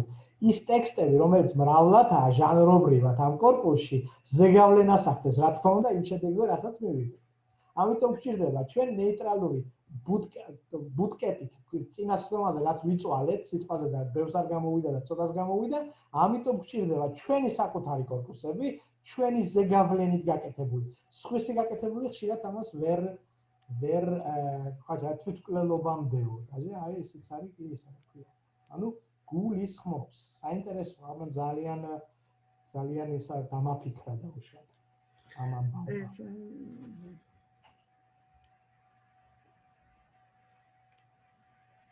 ანუ მე დღეს მოვჭი, ჰანა, ძალიან გთხოვ, თუ კი საქმის კურსში მომყოფებ შენს კვლევაზე, რა გამოვა და რა არ გამოვა და მე ანუ სუპერვაიზერი მე არა ვარ მართალია შენი ყავს, მაგრამ მე შემიძლია ცოტა აი გაიდნეს შემოგთავაზო, გამოყვე და ხანდახან დავუშვათ ჩემი ტესტები გავაკეთო და შემოგთავაზო. სხვების საყურადღებოდ მინდა თქვა, მომავალ კვირამდე, მომავალ ათშაბათამდე, თუ შეგიძლია, აი მე ხანამ პირდაპირ მომწერა კონკრეტული კითხვარი. თქვენც მომწერეთ აი ეს კონკრეტული კითხვარი, ძალიან კონკრეტული. თუ არა და ავდგები იქეთ შაბათ-კვირას და გაჩვენებთ უბრალოდ ერთ-ერთ корпуსულ კვლევას, რომელსაც თქვენთან არანაირი კავშირი არ აქვს, მაგრამ корпуსული კვლევაა და შედეგიანია. მაგრამ მე ვფიქრობ, ეს არის საერთოდ ასე ვთქვათ, ჩემი ქალბატონ მარინოს პირველ რიგში თავის ტკივილი, რომ корпуსული ლინგვისტიკა არ უნდა იყოს მტვერის ამღები თემა, ამან უნდა შეცვალოს კვლევის ხარისხი. ამიტომ რას მოგიტანთ ახლა თქვენ თუ კი ჩვენ აბსტრაქტულ ეგრე ლაიფციგში კვლევებზე აქ მე გადასარევად ვილაპარაკებ, ამას ხო ჯობია რომ ერთი ნახევარი ნაბიჯით მაინც წავიწიოთ თქვენ თემებთან მიმართებაში. მადლობა. თუ შეიძლება ხო დამთავრე ზაქარია. კი. ხო, აი მე სულ ის მინდოდა მეთქვა და ზაქარიამ დამასწრო, რომ შემდეგი ლექციისთვის ძალიან საინტერესო იქნება. ეხლა მე არ ვთვლი ის თქვენ კი მიმართავდით ზაქარია სულ ხანას, მაგრამ მე არ ვთვლი რომ ეს ლექცია მარტო ხანას მასალაზე იყო. აი ბოლო მაგალითმა აჩვენა რომ აგერ სულ სხვა ინტერესის ასე ვთქვათ თვის მაგალითები წამოვიდა. პირველი რაშიც ვეთანხმები ზაქარიას ის არის რომ სასურველი იქნება რომ თქვენი კითხვები, აი თქვენი კონკრეტული კითხვები მოძებნოთ და მეორე რაც მინდოდა მეთქვა, აი რაც ამ ბოლო მაგალითმაც მაჩვენა და მაგის წინაც ვფიქრობდი სულ, აი ეთერ თარგმნელი ბრძანდებით თქვენ და თქვენთვის ეს საინტერესო იქნება. აი როცა არის ასეთი მეტაფორა, დარგობრივი მეტაფორა, ანუ გულისხმობს ფაქტობრივად ხანდახან არის ჩვეულებრივი ეგზისტენციალური მნიშვნელობით არის ნიშნავს ხანდახან. აი ყველა გულისხმობს თქვენს ნათარგმნ კანონებში რო ნახოთ, ყველა გულისხმობს რამდენ მას სხვადასხვა ტერმინს აღნიშნავს საწყის ენაში, ან რომელ ტერმინებს აღნიშნავს საწყის ენაში. ისე რომ დღევანდელი ლექცია ჰანას ეძღვნებოდა, მაგრამ მე მგონი ყველასთვის იყო საინტერესო და უნდა თქვენი ასე ვთქვათ სავარჯიშოები გამოიკვეთოს და ეხლა მე რასაც ვინატრებდი ზაქარია როგორ ერთ ლექციასაც ყველა ჩვენგანი მათ შორის მეც ლექციაზე აი პარალელურად ვიმუშავებდით ჩვენს ამოცანაზე და სადამდეც მივიდოდით ამ ძიებით რაღაცა 5 წუთიან ჩვენს შედეგებს ვაჩვენებდით. იმედია შევძლებთ ამას, როდესღაც. მე იმედია გადავრჩები. თქვენ იმედია არ შეგეყრებათ. პირველ რიგში ცოტა ვიყავი დღეს. თქვია, მაგრამ პირველ რიგში მარინეს უსურვოთ გამოჯანმრთელება მალე. კი, დღეს ცოტა ესეთი კრიზისული დღე გვაქვს. თორე ხო და რაც შეეხება აი ამ მოთხრობასთან დაკავშირებით, იცით რა, ამას წინათ ერთი კონკურსი შეჯამდა და იყო საუბარი კომისიაში, რომ არავისთვის არ მიგვეცა კონკურსის, ანუ პრიზი, პრემია. და მე ერთმა კომისიის წევრმა თქვა ერთი რაღაცა, რაც მინდა აუცილებლად გითხრათ. მოდიო ამ ადამიანს მივცეთო, მაგრამ მივცეთ არა იმის გამო, რომ მაღალი ხარისხის ნაშრომი წარმოადგენავთ, იმის გამო, რომ ეყო სითამამე ამ თემაზე დაეწერა. ამიტომ მე თქვენ ერთ რაღაცას გისურვებთ უბრალოდ. ამ წუთში შეიძლება არ გეყოთ გამოცდილება და კომპეტენცია მოხსენების გასაკეთებად, მაგრამ გეყოთ სითამამე და დამეჯერეთ ეს არის ის რაც შედეგს გამოიღებს და ნაყოფს გამოიღებს. გეყოთ სითამამე რომ აი ამ იმერთან რა ქვია რაც დღეს გაჩვენეთ უბრალოდ რომ თამაშით ნახევრად სერიოზულად იმის პერსპექტივით რომ ეს არ გამოვა მაინც არ მოეშვათ და გადადგათ ნაბიჯები და მომწეროთ დავუშვათ აი ეს სკრინშოტები გამომიგზავნოთ ზაქარია აი ეს ტექნიკურად არ გამოდის აქ რო და მე მივიჯდები კომპიუტერს და მეც იმას ვქნი ხოლმე ამას ვქნი უბრალოდ ჩემთვის არის სამშაბათი და ოთხშაბათი ყველაზე კარგი დღე იმიტომ რომ ის არ მაქვს თქვია სტუდენტები არ მოდიან ამიტომ შემიძლია კარგია იმიტომ რომ სამშაბათს შემიძლია ჩაუჯდე ამას ყველაფერს და ოთხშაბათისთვის მომამზადო ამიტომ დაგვაყარეთ მე ვიტყოდი და მეც აი დამასაქმეთ არ ვიცი რამდენი ლექტორი გეუნებათ ამ საქართველოში რომ მოდით დამასაქმეთ თქვენი ამოცანებით და მოდით ერთად გადავჭრათ ეს გზები. იმიტომ რომ კორპუს ლინგვისტიკა იქნება რაღაცა კიდე აბსტრაქტული, რაღაცა ისა, გულახდიად გითხრათ, ხო, აი სტუდენტურ ნაშრომებში როცა დღესდღეობითაც კი 21 საუკუნეში, 21 საუკუნის ქართველმა სტუდენტმა მინიმუმ ინგლისური იცის. იმდენი ინგლისური სტატია წაიკითხოს. და კიდე იმაში წყაროებში ვნახულობ 70-იანი წლების რუსულ წიგნებს. და ეს კორპუსის ლინგვისტიკა უნდა შეცვალოს ეს. აი, თუ მოკლედ გამომივიღე საგრძელოები გამომივიღე, მე იმას აკვირდა და ამიტომ, ანუ ველოდები თქვენგან მომავალ კვირას იმეილებზე გამოგზავნიე კონკრეტულ კითხვებს. მუშაობთ მასალასთან ჯერჯერობით, სწავლობთ მასალასთან მუშაობთ. ისი უდიდებულესობა მასალა. კარგად განდებოდეთ დაგემშვიდობებით ახლა. ვანე გამოჯამრთელდი? დიდი მადლობა, ძალიან ვეცდები და ძალიან მინდა. ახონდის. კი, ძალიან დიდი მადლობა. თავს გავფრთხილდით. ახონდის დიდი მადლობა. ახონდის. მადლობას გიქვევთ, მე გამოჯამრთელდით.